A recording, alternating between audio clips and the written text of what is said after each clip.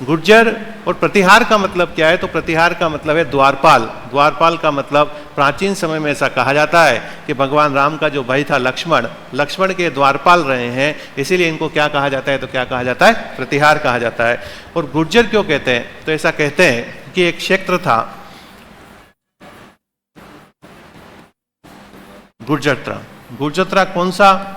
तो राजस्थान और गुजरात के जो बीच का भाग था उसे अपन किस नाम से जानते हैं? तो किस नाम से जानते हैं? गुर्जरत्रा के नाम से जानते हैं। तो इस वाले एरिया पर इन्होंने शासन किया, इसीलिए इनको क्या कहा जाता है? गुर्जर कहा जाता है। प्रतिहार क्यों कहा जाता है? तो ये द्वारपाल थे, तो द्वारपाल होने के कारण इनको क्या कहा जाता है? तो क्या कहा जाता है? प्रतिहार कहा जाता है। वापस से रिपीट कर रहा हूं, एक शब्द आपके सामने लिखा हुआ है गुर्जर और प्रतिहार। तो अपन बात कर रहे हैं कि ये क्या है? तो अपन ने कहा कि राजस्थान का पहला ऐतिहासिक राजवंश अगर कोई रहा है तो वह कौन सा रहा है? गुर्जर प्रतिहार। उसमें अपन कह रहे हैं कि गुर्जर नाम आया कहाँ से? तो अपन ने ये कहा कि राजस्थान और गुजरात के जो बीच का भाग था उसे पहले किस नाम से जानते थे? तो इस गुर्जरत्रा नाम से जानते थे। इस क्षेत्र पर शासन किया इन लोगों ने, इसीलिए इनको क्या कहा गया? गुर्जर कहा गया। तो अगर मैं आपसे कहूं कि गुर्जर जाति है कि नहीं? गुर्जर जाति है कि नहीं? तो नहीं है।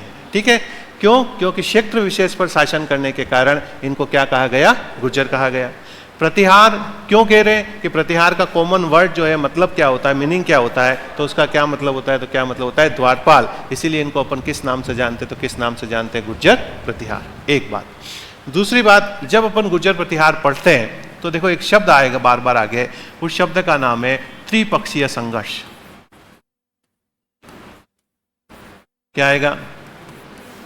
त्रिपक्षीय संघर्ष। तो त्रिपक्षीय संघर्ष पहले क्या है थोड़ा क्लियर कर लेते हैं। देखो, ऐसा कहते हैं कि भारत की राजनीति का शुरुआत जो है, भारत का इतिहास अगर व्यवस्थित रूप से अपन पढ़ें तो वह कौन सी घाटी से प्रारंभ होता है? सिंधु घाटी से।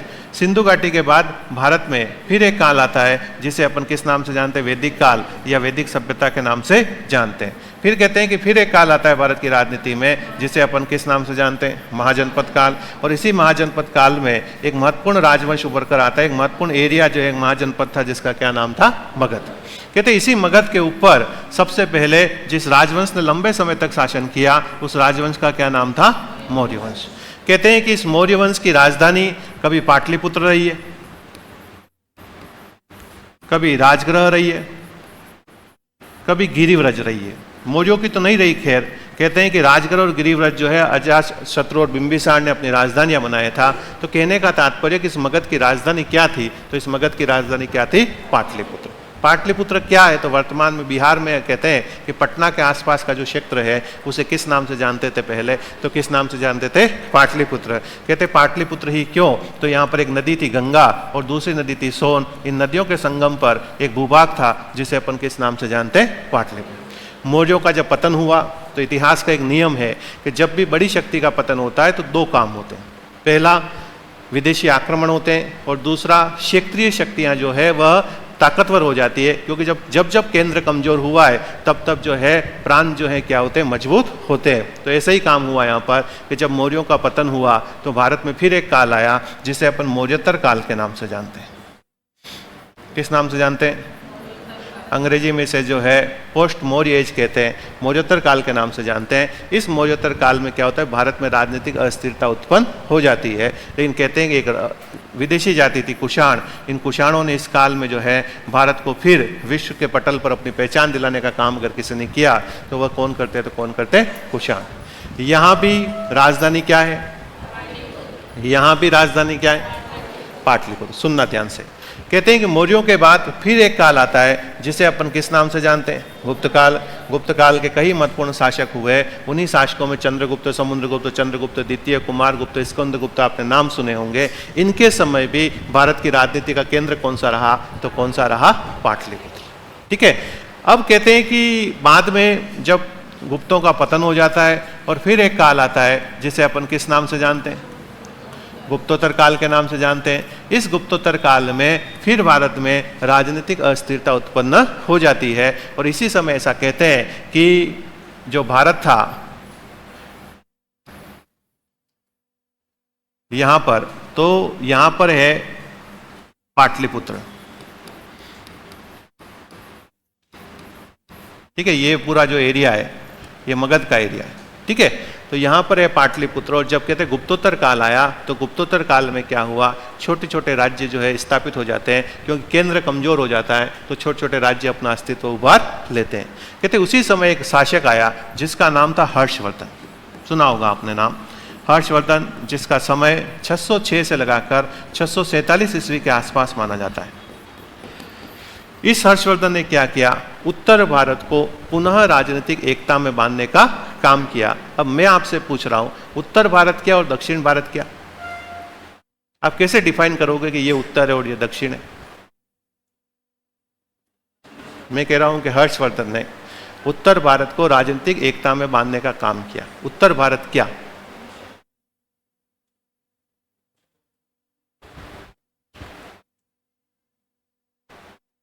आपकी नजर में उत्तर भारत किसे कहते हैं? ऊपर वाले एरिया को, छत ऊपर, तो फर्स्ट फ्लोर दक्षिण हो जाएगा, नीचे ग्राउंड फ्लोर। उत्तर क्या?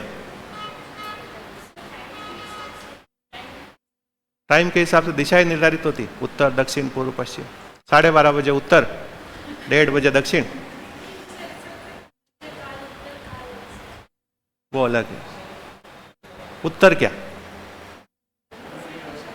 जम्मू कश्मीर उत्तर में, राजस्थान दक्षिण में।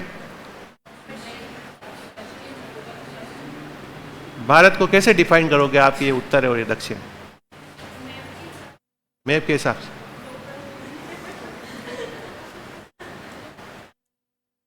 नहीं, नाम तो सुने, उत्तर दक्षिण पूर्व पश्चिम, 4 दिशाएं होती। सूर्य पूर्व में उगता, पश्चिम में उदय होता। देखो ये जो है ये विंध्याचल है। क्या है? विंध्याचल को जैसे ही आप पार करोगे तो दक्षिण में जा रहे हो, और विंध्याचल से ऊपर जैसे ही आओगे तो उत्तर में आ गए। तो भारत को उत्तर और दक्षिण में बांटने का काम अगर कोई करता है तो वह कौन सी पर्वतमाला करती है? विंध्याचल करती है। तो विंध्याचल से नीचे दक्षिण है, और ये क्या है, तो ये सुदूर दक्षिण है। ये तो दक्षिण है, जैसे दक्कन कहते हैं, और ये क्या है, तो क्या है, सुदूर दक्षिण कहते हैं इसे। ठीक है, इतिहास की बात कर रहे हैं अपन। ज्योग्राफी में हो सकता है कि यहाँ पे जो है आपको क्या बोलते हो, पहाड़ियाँ मिल जाए, सहयात्री की पहाड़ियाँ मिल जाए यहाँ पर, वो अलग विषय है। इतिहास की बात कर रहे हैं कि ये सुदूर दक्षिण है, ये दक्षिण है, ये उत्तर है। उत्तर और दक्षिण को कैसे डिफाइन करेंगे, तो ये कौन सी पर्वतमाला से करेंगे? अलाउद्दीन खिलजी ने विंध्याचल को पार किया और दक्षिण में आया, तो सल्तनत काल का पहला सुल्तान जिसने दक्षिण में अभियान किया और दक्षिण के राज्यों को जीता और अपनी सल्तनत में मिला लिया। उससे पहले जलालुद्दीन खिलजी आया। तो कहने का मतलब क्या, दक्षिण का मतलब क्या, तो किसको पार करोगे आप? विंध्याचल। तो इससे ऊपर का जो एरिया है वो क्या कहला रहा है? उत्तर कहला रहा है। तो हर्षवर्धन जब आया 606 में, तो हर्षवर्धन के समय भारत की स्थिति कैसी थी उत्तर भारत की? तो उत्तर भारत इस प्रकार से कई छोटे छोटे राज्यों में जो है विभक्त था। तो हर्षवर्धन ने क्या किया, इन सबको जीता और पुनः उत्तर भारत को राजनीतिक एकता में बांधने का काम किया। हर्षवर्धन ने एक काम और दूसरा किया। हर्षवर्धन जानता था कि वह दक्षिण में भी अभियान करना चाहता था, तो वह जानता कि अगर दक्षिण में जाना है तो राजधानी को है सेंटर में लाना पड़ेगा। कहाँ लाना पड़ेगा? सेंटर में लाना पड़ेगा। तो इसने क्या किया, हर्षवर्धन ने अपनी राजधानी यहाँ से ट्रांसफर की और राजधानी यहाँ पे बना दी उसने। और वह राजधानी कौन सी बनाई, तो उसका क्या नाम था, तो क्या नाम था? कन्नौज।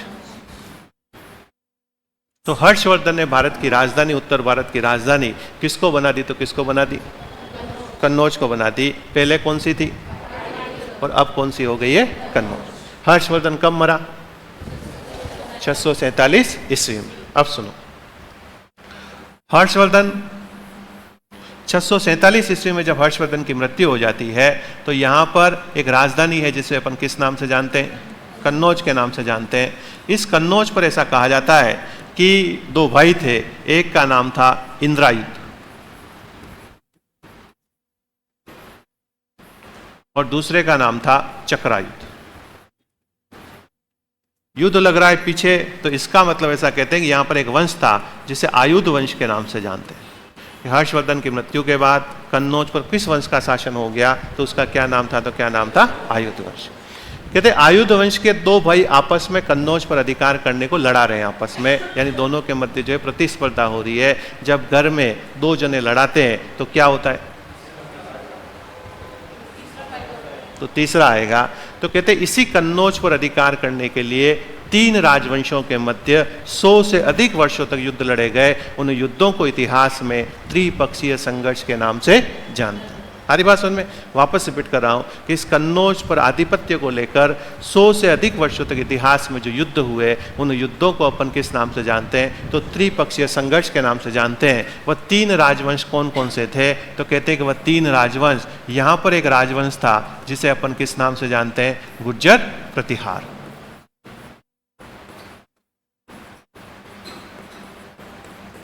अब गुर्जर प्रतिहार कहां के? तो उत्तर पश्चिम के। यहां पर एक राजवंश है, वह कौन सा है? तो राष्ट्रकूट है। राष्ट्रकूट कहां के? दक्षिण के। यहां पर एक राजवंश है, ये पाल है। पाल कहां के? बंगाल के, या यूं भी कह सकते हैं कहां के? पूर्व के पाल। तो प्रतिहारों, राष्ट्रकूटों और पालों के मध्य किसको लेकर संघर्ष हुआ? कन्नौज को लेकर संघर्ष हुआ।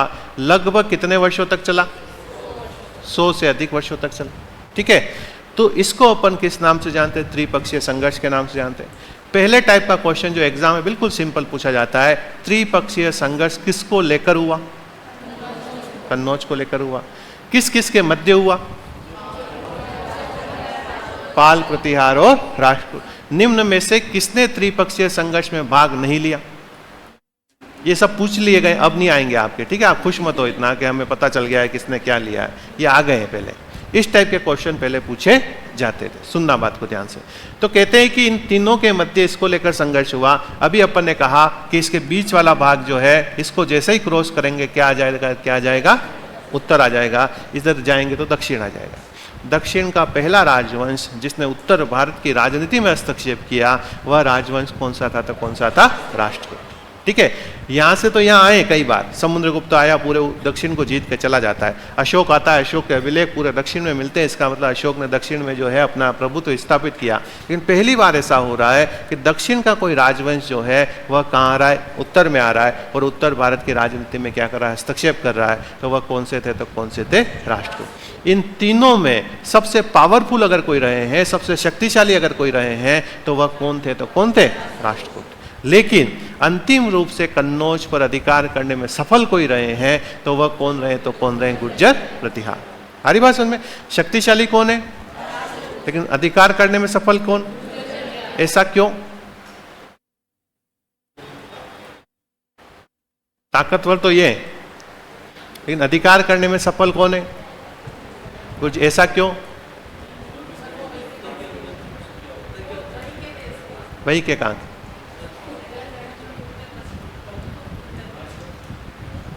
ऐसा क्यों? क्योंकि इनके पास परमाणु बम है, न्यूक्लियर है, इनके पास तलवार है, ये तोपे। ऐसा तो क्यों? क्यों? क्योंकि सबसे पास में कौन है? कन्नौज के। पास होने का फायदा मिलता है कि नहीं मिलता है? तो ये आते बेचारे, कन्नौज को जीतते, वापस इधर जाते, थोड़े आगे पहुंचते और ये आ जाते, इसको हटा देते जिसको भी, और ये अधिकार कर लेते। तो बाद में इन्होंने देखा कि इसके चक्कर में ये भी चला जाएगा हमारा कहीं, और पेट्रोल 100 से ऊपर है, आना जाना महंगा पड़ रहा है। तो इसलिए बाद में इन्होंने रुचि लेना बंद कर दिया राष्ट्रकूटों ने। तो इसलिए कन्नौज पर अधिकार करने में सफल कौन रहे? गुर्जर प्रतिहार। हमारी बात समझ में? इस संघर्ष को अपन किस नाम से जानते हैं? तो इस संघर्ष को अपन क्या कह रहे हैं? त्रिपक्षीय संघर्ष। अपन क्या पढ़ रहे हैं? क्या पता क्या पढ़ रहे हैं? गुर्जर प्रतिहार पढ़ रहे हैं। ठीक है, उसी में पढ़ रहे हैं अपन कि आगे आएगा त्रिपक्षीय संघर्ष, तो पता होना चाहिए त्रिपक्षीय संघर्ष क्या है। एक बात। अगला देखो, भारत पर प्रथम इस्लामिक आक्रमण बताओ कब हुआ?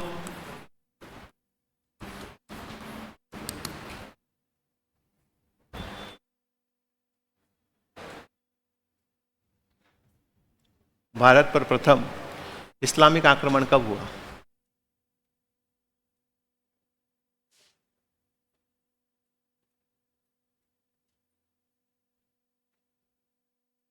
नहीं, तुम तो ऐसे रिएक्ट कर रहे हो, यूक्रेन से आए हो भाग के, यहाँ रशिया आक्रमण कर रहा है यूक्रेन पे और तुम यहाँ भाग के आ गए हो कि बचना है, जान बचानी है, इसलिए कोचिंग कर रहे हो। बाकी भारत से कोई लेना देना नहीं। बताओ, भारत पर पहला इस्लामिक आक्रमण कब हुआ? चलो ये बताओ, भारत पर सबसे पहले आक्रमण किसने किया?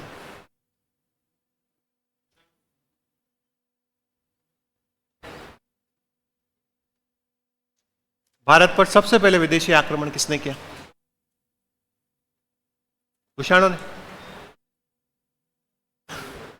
ये कह रहा है, मैं नहीं कह रहा हूं। नहीं, भारत पर सबसे पहले विदेशी आक्रमण किसने किया?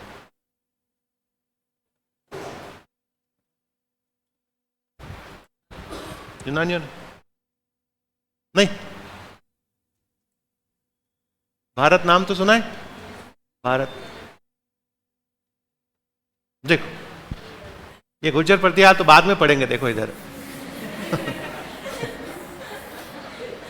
देखो, हमारे देश का नाम भारत है, इसकी राजधानी नई दिल्ली है।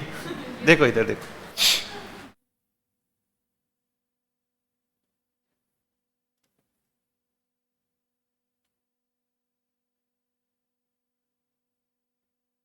ये पहले का भारत है, ठीक है। पाकिस्तान, अफगानिस्तान सब हमारे अंदर। अब क्या हो रहा है, यहां पर अभी अपन ने पानी रोक दिया है, पाकिस्तान वाले तड़प तड़प के मर रहे हैं। नहीं, रोक दिया कि छोड़ा है? 1960 का जो समझौता था, सिंधु समझौता, उसके तहत जो है हम पाकिस्तान को सिंधु से जो है पानी सप्लाई कर रहे हैं। अभी अपन ने रोक दिया है, तो पाकिस्तान वाले जो है रूह अफ़ज़ा पी पी के जो है अपना काम चला रहे हैं। पानी नहीं है उनके पास, ऐसा कुछ नहीं है, पी रहे हो, ठीक है।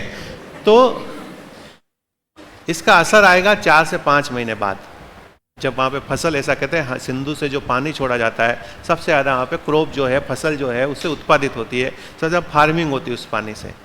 तो कहते हैं कि अब जो फसल बोई जाएगी वहाँ पर, तो उस फसल पर सबसे ज़्यादा इफेक्ट आएगा, क्योंकि सिंधु का पानी जो है नहरों के माध्यम से वहाँ पर फसलों में क्या करता है कि सिंचाई का काम करता है। बाकी पेयजल का कोई संकट नहीं है, वो पी रहे हैं पानी वहाँ पर, सुनना बात को। तो कहते हैं यहाँ पर एक नदी है जिसका क्या नाम है, सिंधु नदी। यहाँ पर आपको पता ही है, पाकिस्तान से पहले एक देश है जिसे अफगानिस्तान के नाम से जानते हैं। अफगानिस्तान से आगे एक देश है, कौन सा? तो कौन सा देश है? ईरान, ठीक है। ईरान को पहले फारस कहा जाता था। क्या कहा जाता था? फारस कहा जाता था। भारत पर पहला विदेशी आक्रमण इन्हीं ईरानियों के द्वारा किया गया। एक ईरानी राजा था जिसका नाम था डेरियस, जिसे दारा प्रथम कहते हैं। तो भारत पर सबसे पहला विदेशी आक्रमण अगर किसी ने किया तो वह किसने किया? तो किसने किया? डेरियस या दारा प्रथम। कुछ लोग कहते हैं साइरस आया था, लेकिन कहते हैं साइरस आया, यहाँ तक आया और चला गया, भारत में जो है कोई हस्तक्षेप नहीं करता। तो पहला कोई शासक था, तो उसका क्या नाम था? तो क्या नाम था? डेरियस या दारा प्रथम।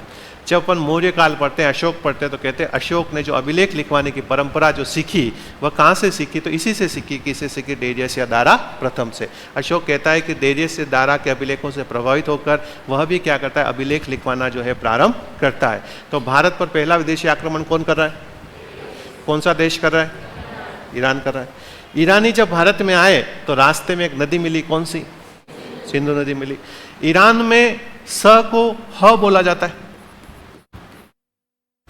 क्या बोला जाता है? स को ह बोला जाता है। तो यह सिंधु को इन्होंने जो है हिंदू कहा।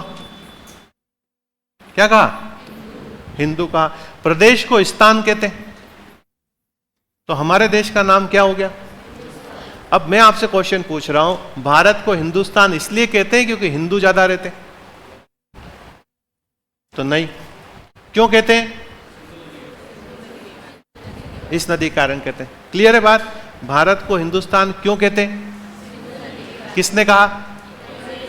ईरानियों ने कहा। किसने कहा? तो क्वेश्चन आया परीक्षा में कि भारत को हिंदुस्तान नाम किसने दिया, तो किसने दिया? अब अपन कहते हैं विदेशी आक्रमण का हमारे ऊपर क्या प्रभाव पड़ता है? बहुत प्रभाव पड़ता है। आज गांव में चले जाओ तो गांव में स को ह बोला जाता है। सांप आ जाए पैर के नीचे से अभी तो साबुन को, सुबह सुबह कोई सपना आ जाए अच्छा तो बोलते गांव में। किसी का एंगेजमेंट हो जिसे अपन सगाई कहते हैं तो गांव में। ये कहां से आया? तो ये यहां से आया, क्योंकि स को अपन क्या बोलते तो क्या बोलते? ह बोलते। आ रही बात समझ में? तो भारत को पहली बार हिंदुस्तान नाम किसने दिया? तो किसने दिया? ईरानियों ने दिया। किस कारण दिया? तो इस नदी के कारण दिया। दूसरा, भारत पर दूसरा अटैक जो है वो यूनान के द्वारा किया गया। सिकंदर का नाम आप सबने सुना होगा। सिकंदर आता है अपने लाहौर लश्कर के साथ और उसे अलेक्जेंडर के नाम से जानते हैं। वह भी जब भारत में प्रवेश करता है तो फिर वही नदी मिलती है। कौन सी? सिंधु नदी। यूनानी भाषा में सिंधु को इंडस कहा गया। क्या कहा गया? और इसी इंडस से हमारे देश का नाम क्या हो गया? इंडिया हो गया। आ रही बात समझ में? तो भारत को इंडिया किसने कहा? यूनानियों ने कहा। अंग्रेजों ने नहीं कहा, पुर्तगालियों ने नहीं कहा। ध्यान रखना, किसने कहा? तो किसने कहा है? यूनानियों ने कहा है। भारत को हिंदुस्तान किसने कहा? भारत को भारत कहां कहा गया है? तो कहते हैं कि पुराण है, हमारे धर्म में 18 पुराण है, आप सबने सुने होंगे। उसमें सबसे एक पुराण है जिसे विष्णु पुराण के नाम से जानते हैं। सबसे पुराना तो मत्स्य पुराण है और एक दूसरा पुराण है जिसे किस नाम से जानते हैं? विष्णु पुराण। विष्णु पुराण में लिखा है कि समुद्र के उत्तर में, अब समुद्र का है नीचे के ऊपर है, नीचे तो समुद्र के उत्तर में, हिमालय के दक्षिण में, हिमालय का है तो हिमालय के दक्षिण में एक भूभाग स्थित है जिसे भारत के नाम से जानते हैं और उसकी संतानों को भारती के नाम से जानते हैं। तो पहली बार भारत को भारत कहां कहा गया है? तो कहां कहा गया है? विष्णु पुराण में कहा गया है। फिर एक पुराण है अग्नि पुराण। पुराण तो समझते हो आप? तो एक ही पुराण का नाम सुना होगा आपने, गरुड़ पुराण। लेकिन इसके अलावा भी 17 और है, ध्यान रखना। ठीक है, तो फिर एक पुराण है, उसका क्या नाम है? अग्नि पुराण। इसमें लिखा है कि भारत के प्राचीन काल में जामुन के वृक्षों की अधिकता थी, इसीलिए भारत को जम्बू द्वीप कहा जाता है। इसीलिए कोई पूजा पाठ करवाते तो आर्यव्रत जम्बू द्वीपे भारत खंडे ऐसा बोला जाता है, आपने सुना होगा। तो जम्बू द्वीप क्यों कहा गया? तो जामुन के वृक्षों की अधिकता थी, इसीलिए भारत को क्या कहा गया? जम्बू द्वीप कहा गया। कहां कहा गया है? तो अग्नि पुराण में भारत को क्या कहा गया है? जम्बू द्वीप कहा गया। ठीक है, विष्णु पुराण में भारत के लिए क्या लिखा गया है? भारत लिखा गया। ठीक है, और आर्यों की संस्कृति रही है, इसीलिए भारत को क्या कहा गया है? तो क्या कहा गया है? आर्यावर्त कहा गया है। तो ये सब भारत के नामकरण जो है कहां कहां से आए, ध्यान रखना। तो ईरानियों ने हिंदुस्तान कहा, यूनानियों ने इंडिया कहा, इधर जो है विष्णु पुराण में भारत मिलता है, अग्नि पुराण में क्या मिलता है? तो क्या मिलता है? जम्बूद्वीप मिलता है। ठीक है, संविधान में भारत को क्या कहा है? तो आर्टिकल 1 कहता है भारत जो कि इंडिया। क्योंकि जब संविधान बन रहा था तो लोगों ने कहा इसमें हिंदुस्तान शब्द शामिल किया जाए, तो लोगों ने कहा हिंदुस्तान शामिल करेंगे तो धर्म के आधार पर लोग समझेंगे, हिंदू धर्म के कारण इसका नाम हिंदुस्तान है। तो संविधान तो धर्म निरपेक्ष है, हमारा देश भी धर्म निरपेक्ष है, इसलिए हिंदुस्तान नाम नहीं रखा, भारत जो कि इंडिया रखा गया, आर्टिकल 1 कहता है। ठीक है, तो ये सब नामकरण जो है वह किसके? तो किसके? भारत के। अपन तो पढ़ रहे हैं गुर्जर प्रतिहार पढ़ रहे हैं। ठीक है, गुर्जर प्रतिहारों में क्या पढ़ रहे हैं अपन? त्रिपक्षीय संघर्ष पढ़ रहे हैं। और उसमें अपन बात कर रहे थे, देखो कि भारत पर पहला विदेशी आक्रमण किसने किया? तो ईरानियों ने किया। अब दूसरा क्वेश्चन मेरा, भारत पर पहला मुस्लिम आक्रमण?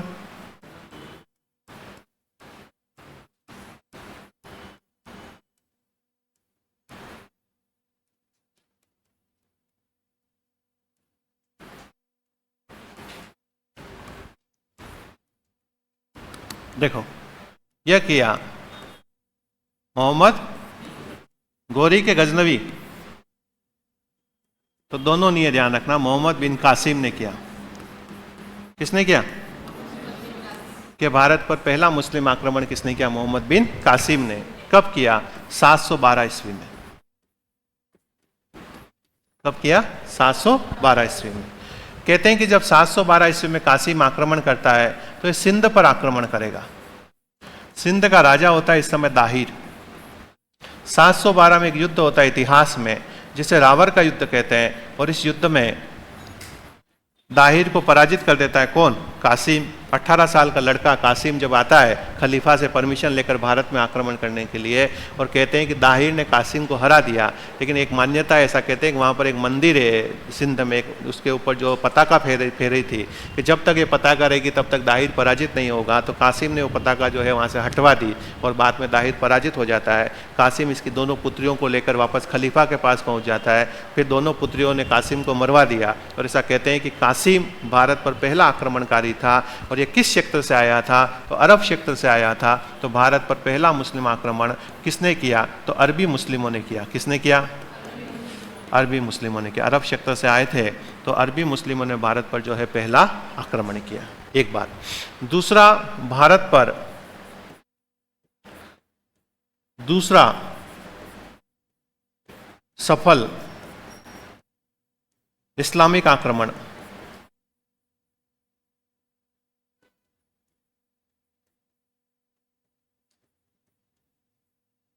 यह 1000 के आसपास हुआ, और यह किसने किया? तो मोहम्मद गजनवी ने किया। किसने किया?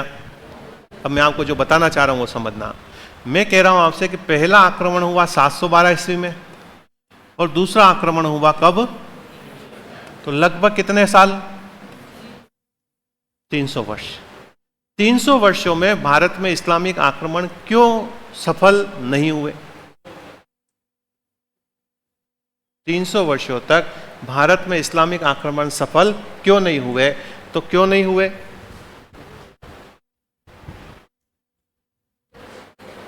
कौन है वहां पर? गुर्जर प्रतिहार। हमारी बात सुन में, प्रतिहारों ने इस्लामिक आक्रमणकारियों को भारत में आने से रोका, इसलिए प्रतिहारों के अभिलेखों में उसे मलेच्छों का नाशक कहा जाता है। क्या कहा जाता है? मलेच्छों का, विदेशियों का जो है नाशक कहा जाता है। किसे कहा जाता है? तो किसे कहा जाता है? प्रतिहारों को कहा जाता है। तो प्रतिहार क्या 300 वर्षों तक मुस्लिम आक्रमणकारियों को भारत में आने से रोकने का काम अगर किसी राजवंश ने किया तो वह राजवंश कौन सा था? तो कौन सा था? गुर्जर प्रतिहार। क्लियर है बात को? अब एक बात और बताता हूं मैं आपको कि इस्लाम की स्थापना मोहम्मद साहब के द्वारा की गई। आप सबको पता है मोहम्मद साहब अरब क्षेत्र से बिलोंग करते थे, और मक्का में जो है ऐसा कहते हैं कि मोहम्मद साहब मक्का के लोग एक मूर्ति की पूजा करते थे, जिसे काबा कहते थे पहले। तो मोहम्मद साहब पहले ऐसे विचारक थे जिन्होंने मूर्ति पूजा का विरोध किया, और जब कोई व्यक्ति नया इनोवेशन लाना चाहता है तो उसका विरोध जरूर होता है। तो मोहम्मद साहब का जब मक्का में वहाँ के लोकल एरिया में कुरैशी कबीले से थे वो, और जहाँ वहाँ का विरोध होता है तो वहाँ से वो शिफ्ट हो जाते हैं, मदीना चले जाते हैं। तो मक्का से मदीना की जो यात्रा है उसे किस नाम से जानते हैं? हज के नाम से जानते हैं। कहते हैं कि मोहम्मद साहब की जब मृत्यु हो जाती तो मोहम्मद साहब मरने से पहले कह के गए कि मैं ही पहला पैगंबर हूँ और मैं ही आखिरी पैगंबर हूँ, मेरे मरने के बाद कोई पैगंबर नहीं होगा। तो इस्लाम में एक नई पोस्ट क्रिएट की गई मोहम्मद साहब के मरने के बाद, जिसे खलीफा के नाम से जानते हैं। किस नाम से जानते हैं? खलीफा। खलीफा क्या है? तो इस्लामिक जो धर्म गुरु होता था उसे किस नाम से जानते थे? खलीफा के नाम से जानते थे।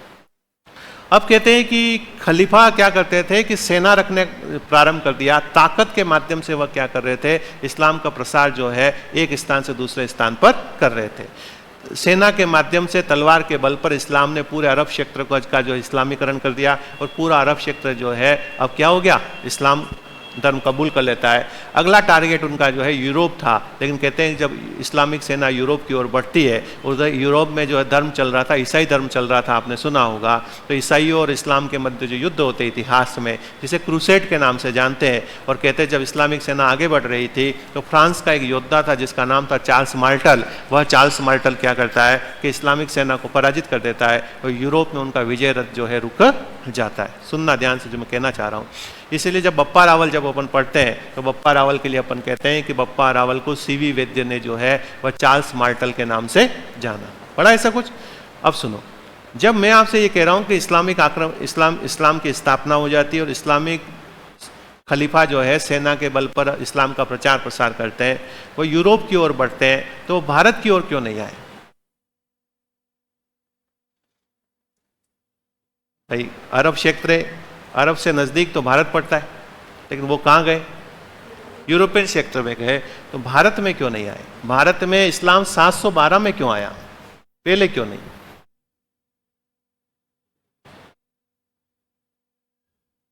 आप जो नए आए हो आज ही, किसमें आप? 712 में ही इस्लामिक आक्रमण भारत में क्यों हुए, उससे पहले क्यों नहीं?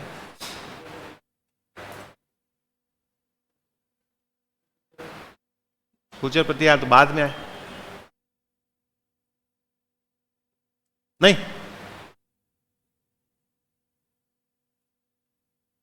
कोई रीजन तो होगा कि नहीं, कि इनका मूड नहीं हुआ इधर आने का, उधर ही चलते। फॉरनर को देखेंगे, भारत में कोई मतलब नहीं, ऐसा? इधर क्यों नहीं आए, उधर ही क्यों गए? तो उसका कारण क्या देखो? तो उसका कारण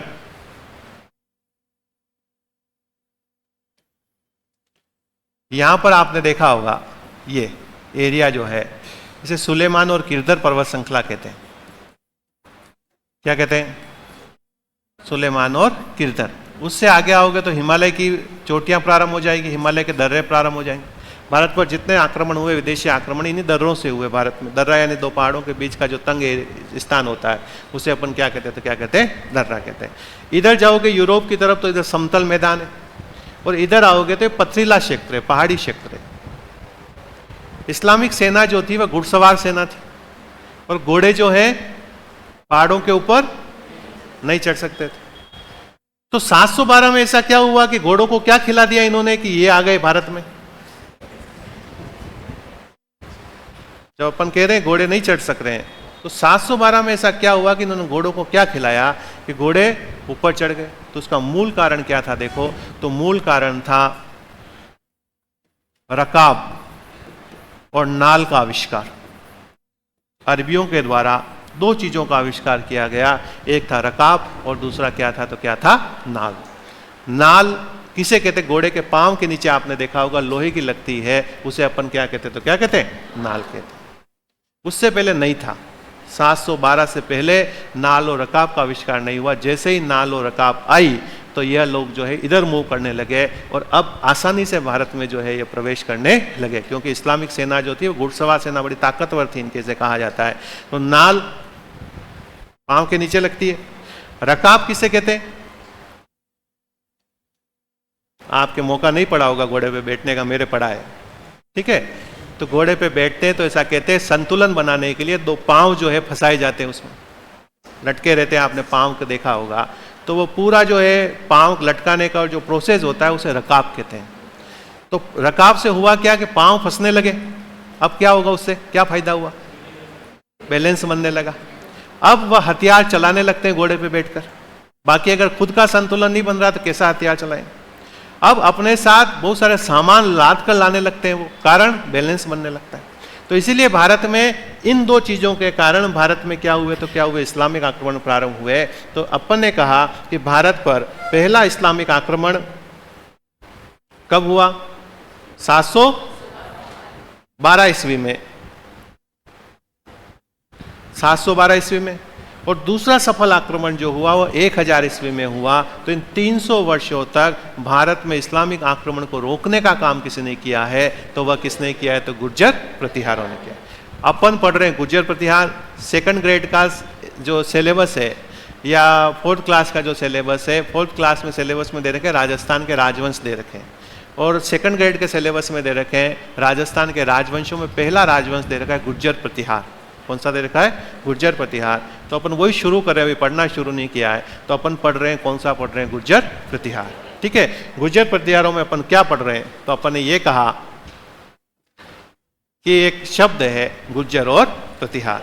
तो पहला गुर्जर क्यों कहते हैं? तो अपन ने कहा कि यह गुजरात और राजस्थान के आसपास के क्षेत्रों पर शासन करते थे। इस क्षेत्र को क्या कहते थे? गुर्जरता कहते थे। तो गुर्जरता क्षेत्र पर शासन करने के कारण इनको क्या कहा गया? गुर्जर कहा गया। दूसरा प्रतिहार क्यों कहते हैं, तो प्रतिहार का शाब्दिक अर्थ क्या होता है, द्वारपाल होता है। ये किसके द्वारपाल रहे हैं, तो भगवान राम का भाई था लक्ष्मण। ऐसा कहते हैं कि इनके पूर्वज जो हैं वो लक्ष्मण के द्वारपाल रहे हैं, इसलिए इनको क्या कहा गया है, तो क्या कहा गया है, प्रतिहार। गुर्जर गुर्जत्रा क्षेत्र पर शासन करने के कारण और द्वारपाल होने के कारण इनको क्या कह रहे, तो क्या कह रहे, प्रतिहार कह रहे। एक बात। दूसरा अपन कह रहे हैं कि जब गुर्जर प्रतिहार अपन बार बार पढ़ेंगे, आगे गुर्जर प्रतिहार पढ़ेंगे, तो एक शब्द बार बार रिपीट होगा आगे, उस शब्द का क्या नाम है, त्रिपक्षीय संघर्ष। तो पहले क्लियर कर लेते हैं कि त्रिपक्षीय संघर्ष क्या है। तो अपन ने कहा कि क्या कि हर्षवर्धन जब भारत का राजा बना तो हर्षवर्धन ने क्या किया, अपनी राजधानी पाटलिपुत्र से ट्रांसफर कर दी और किसको बना दी, तो किसको बना दी, कन्नौज को बना दी। अभी कन्नौज कहाँ है, तो यूपी में, ध्यान रखना, एमपी में अलग है, यूपी में अलग है। यहीं से आपने सुना होगा अखिलेश यादव की जो है पत्नी डिम्पल यादव जो है कन्नौज लोकसभा क्षेत्र से जो है कई बार सांसद बनी है। तो कन्नौज कहाँ है, तो कहाँ, यूपी में। तो हर्षवर्धन ने क्या किया, पाटलिपुत्र से राजधानी कहाँ बना दी, कन्नौज को बना दी। हर्षवर्धन मरा 647 ईस्वी में, तो इस कन्नौज में राजनीतिक अस्थिरता उत्पन्न हो जाती है। राजनीतिक अस्थिरता का मतलब क्या, कि यहाँ पर एक वंश होता है आयुध वंश, उस आयुध वंश के दो भाई थे, इंद्रायुध और चक्रायुध, आपस में लड़ते हैं। तो जब दो भाई आपस में लड़ते हैं तो पड़ोसी फायदा उठाते हैं कि ये आपस में लड़े। तो इसी कन्नौज को लेकर तीन राजवंशों के मध्य 100 से अधिक वर्षों तक जो युद्ध लड़े गए, उन युद्धों को इतिहास में किस नाम से जानते हैं, त्रिपक्षीय संघर्ष। वह तीन राजवंश कौन कौन से थे, तो उत्तर पश्चिम के थे गुर्जर प्रतिहार, दक्षिण के थे और पूर्व के थे पाल। पूर्व यानी बंगाल के क्या थे, तो क्या थे, पाल। तो पालों के मध्य, राष्ट्रकूटों के मध्य और प्रतिहारों के मध्य कन्नौज को लेकर जो युद्ध लड़े गए, उसे अपन किस नाम से जानते हैं, त्रिपक्षीय संघर्ष। कहते हैं इन तीनों में सबसे शक्तिशाली राष्ट्रकूट थे, लेकिन कन्नौज पर अधिकार करने में सफल कौन रहे, क्योंकि सबसे नजदीक कौन थे कन्नौज के, तो कौन थे, गुर्जर प्रतिहार। आ रही बात समझ में। दूसरा अपन ने यह कहा कि भारत पर पहला मुस्लिम आक्रमण 712 ईस्वी में मोहम्मद बिन कासिम ने किया, और दूसरा भारत पर सफल आक्रमण जो हुआ वह 1000 में मोहम्मद गजनवी ने किया। तो 712 से 1000 लगभग 300 वर्षों तक इस्लामिक आक्रमण को भारत में रोकने का काम अगर किसी ने किया है, तो वह कौन से राजवंश ने किया था, जिसका नाम क्या है, गुर्जर प्रतिहार। तो ये बातें अपन पहले क्लियर कर रहे हैं, उसके बाद पढ़ेंगे, क्या पढ़ेंगे, गुर्जर प्रतिहार। तो लिखोगे आप,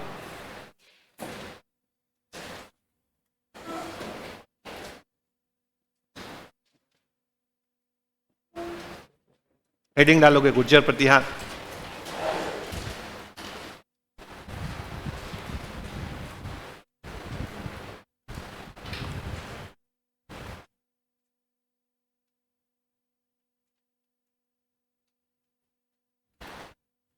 देखो, राजस्थान का प्रथम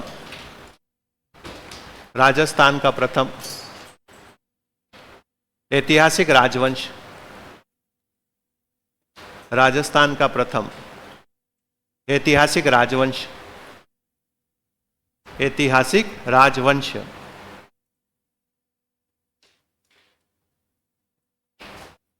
जिसने राजस्थान के साथ भारत की राजनीति में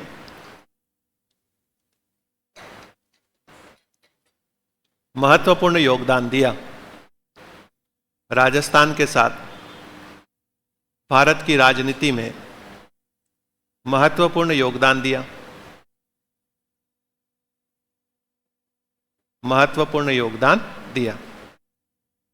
फिर लिखो अगले लाइन में, गुजरात क्षेत्र पर, गुजरात कोष्टक में लिखोगे राजस्थान और गुजरात, या गुजरात और राजस्थान। गुजरात क्षेत्र पर शासन करने के कारण, गुजरात क्षेत्र पर शासन करने के कारण, गुजरात क्षेत्र पर शासन करने के कारण इन्हें गुर्जर कहा गया। गुजरात क्षेत्र पर शासन करने के कारण इन्हें गुर्जर कहा गया। लिखा।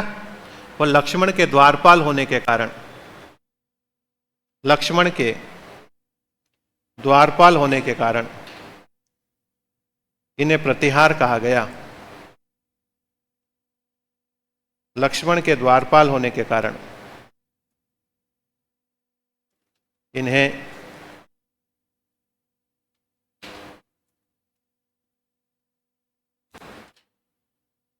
द्वारपाल कहा गया। सॉरी, हाँ, द्वारपाल होने के कारण इन्हें प्रतिहार कहा गया। लिखा?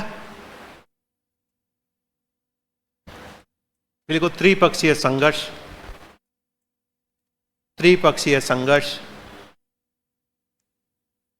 त्रिपक्षीय संघर्ष, त्रिपक्षीय संघर्ष। देखोगे प्राचीन काल में, प्राचीन काल में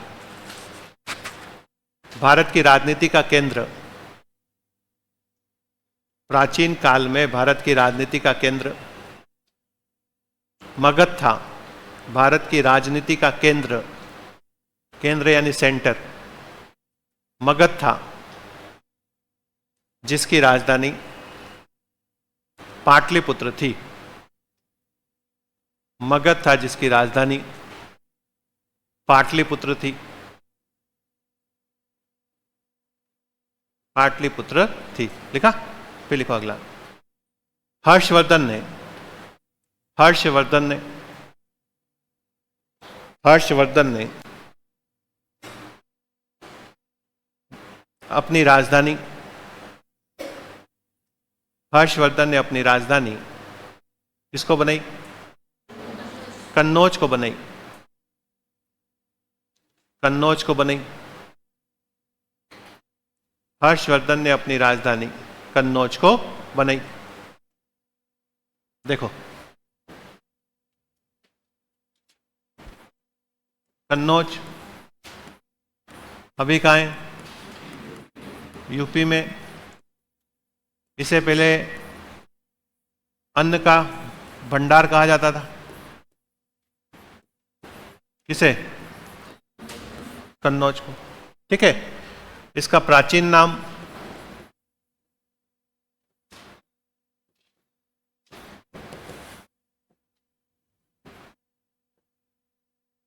क्या था? कान्यकुब्ज।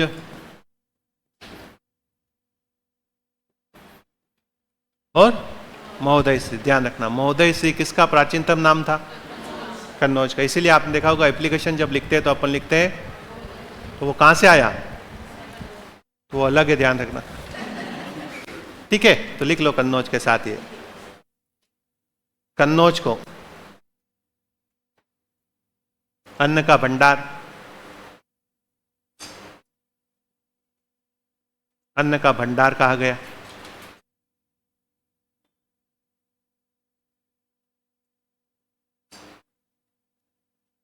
इसका प्राचीनतम नाम, इसका प्राचीनतम नाम कान्यकुब्ज, कान्यकुब्ज व महोदय श्री था। इसका प्राचीनतम नाम, पुराना नाम कान्यकुब्ज व महोदय श्री था। कान्यकुब्ज और महोदय श्री था। लिखा? फिर लाइन बदल कर लिखो। हर्षवर्धन की मृत्यु के बाद, हर्षवर्धन की मृत्यु के बाद, हर्षवर्धन की मृत्यु के बाद कन्नौज में, हर्षवर्धन की मृत्यु के बाद कन्नौज में राजनीतिक अस्थिरता, कन्नौज में राजनीतिक अस्थिरता व्याप्त हो जाती है। कन्नौज में राजनीतिक अस्थिरता व्याप्त हो जाती है।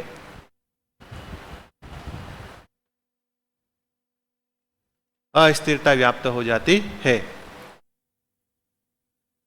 देखा? लिखो, बाद में इसी कन्नौज को लेकर,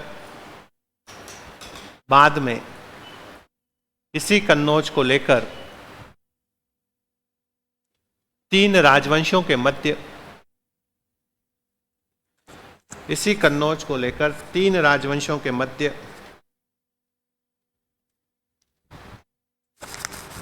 100 से अधिक वर्षों तक, तीन राजवंशों के मध्य 100 से अधिक वर्षों तक, 100 से अधिक वर्षों तक जो युद्ध लड़े गए, 100 से अधिक वर्षों तक जो युद्ध लड़े गए, किस नाम से जानते हैं? इन्हें त्रिपक्षीय संघर्ष कहा गया। इन्हें त्रिपक्षीय संघर्ष कहा गया। 100 से अधिक वर्षों तक जो युद्ध लड़े गए, इन्हें त्रिपक्षीय संघर्ष कहा गया। त्रिपक्षीय संघर्ष कहा गया। देखा?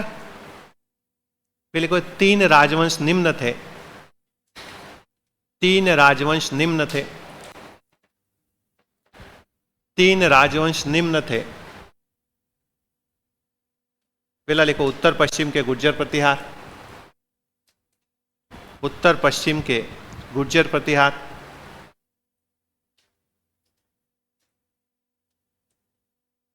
दूसरा लिखो दक्षिण के राष्ट्रकूट। उत्तर पश्चिम के गुर्जर प्रतिहार, दूसरा दक्षिण के राष्ट्रकूट। और तीसरा पूर्व यानी बंगाल के पाल। पूर्व के पाल। उत्तर पश्चिम के गुर्जर प्रतिहार, दक्षिण के राष्ट्रकूट, पूर्व यानी बंगाल के पाल। पूर्व बंगाल के पाल। बंगाल के पाल लिखा? देखो इन तीनों में से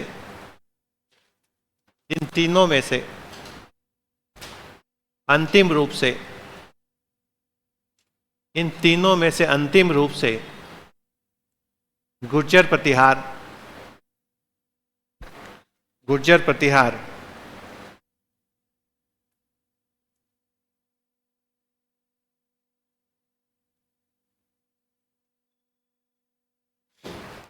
कन्नौज पर अधिकार करने में सफल रहे।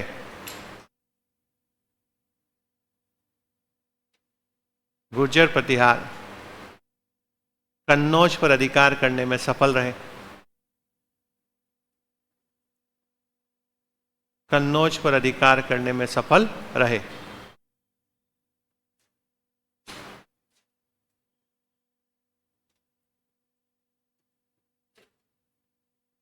लिखा?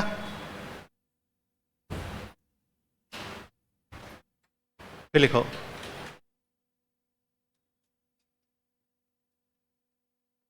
अगली लाइन में, भारत पर प्रथम मुस्लिम आक्रमण। भारत पर प्रथम मुस्लिम आक्रमण। भारत पर प्रथम मुस्लिम आक्रमण 712 ईस्वी में, 712 712 ईस्वी में मोहम्मद बिन कासिम के द्वारा किया गया।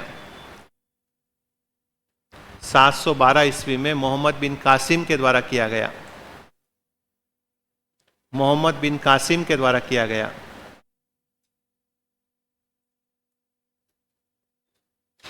कोष्टक में लिखोगे ये अरबी आक्रमण था।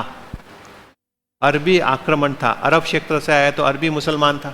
तुर्की से आएंगे तो तुर्क मुसलमान होंगे। तो पहला आक्रमण अरबी, दूसरा तुर्क। ठीक है?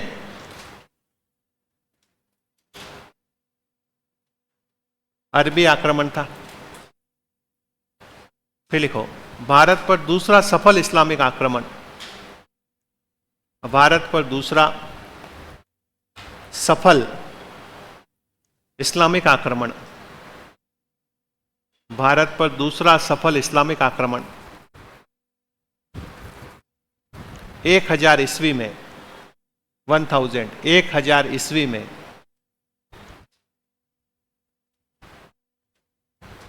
मोहम्मद गजनवी के द्वारा किया गया। 1000 ईस्वी में मोहम्मद गजनवी के द्वारा किया गया। मोहम्मद गजनवी के द्वारा किया गया। कोष्टक में लिखोगे तुर्क आक्रमण।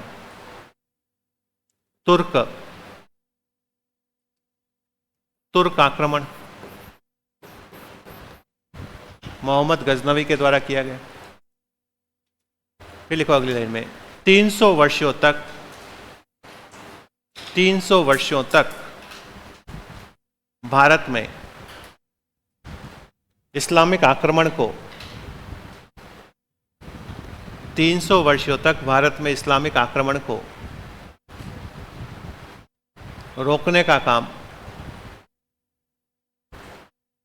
300 वर्षों तक भारत में इस्लामिक आक्रमण को रोकने का काम किसने किया?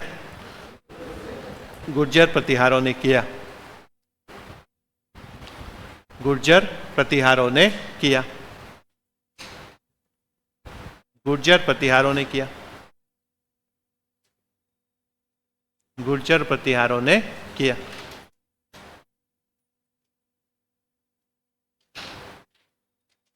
लिखा? क्या पढ़ रहे हैं अपन? गुर्जर प्रतिहार पढ़ रहे हैं, ध्यान रखना, ठीक है। देखो,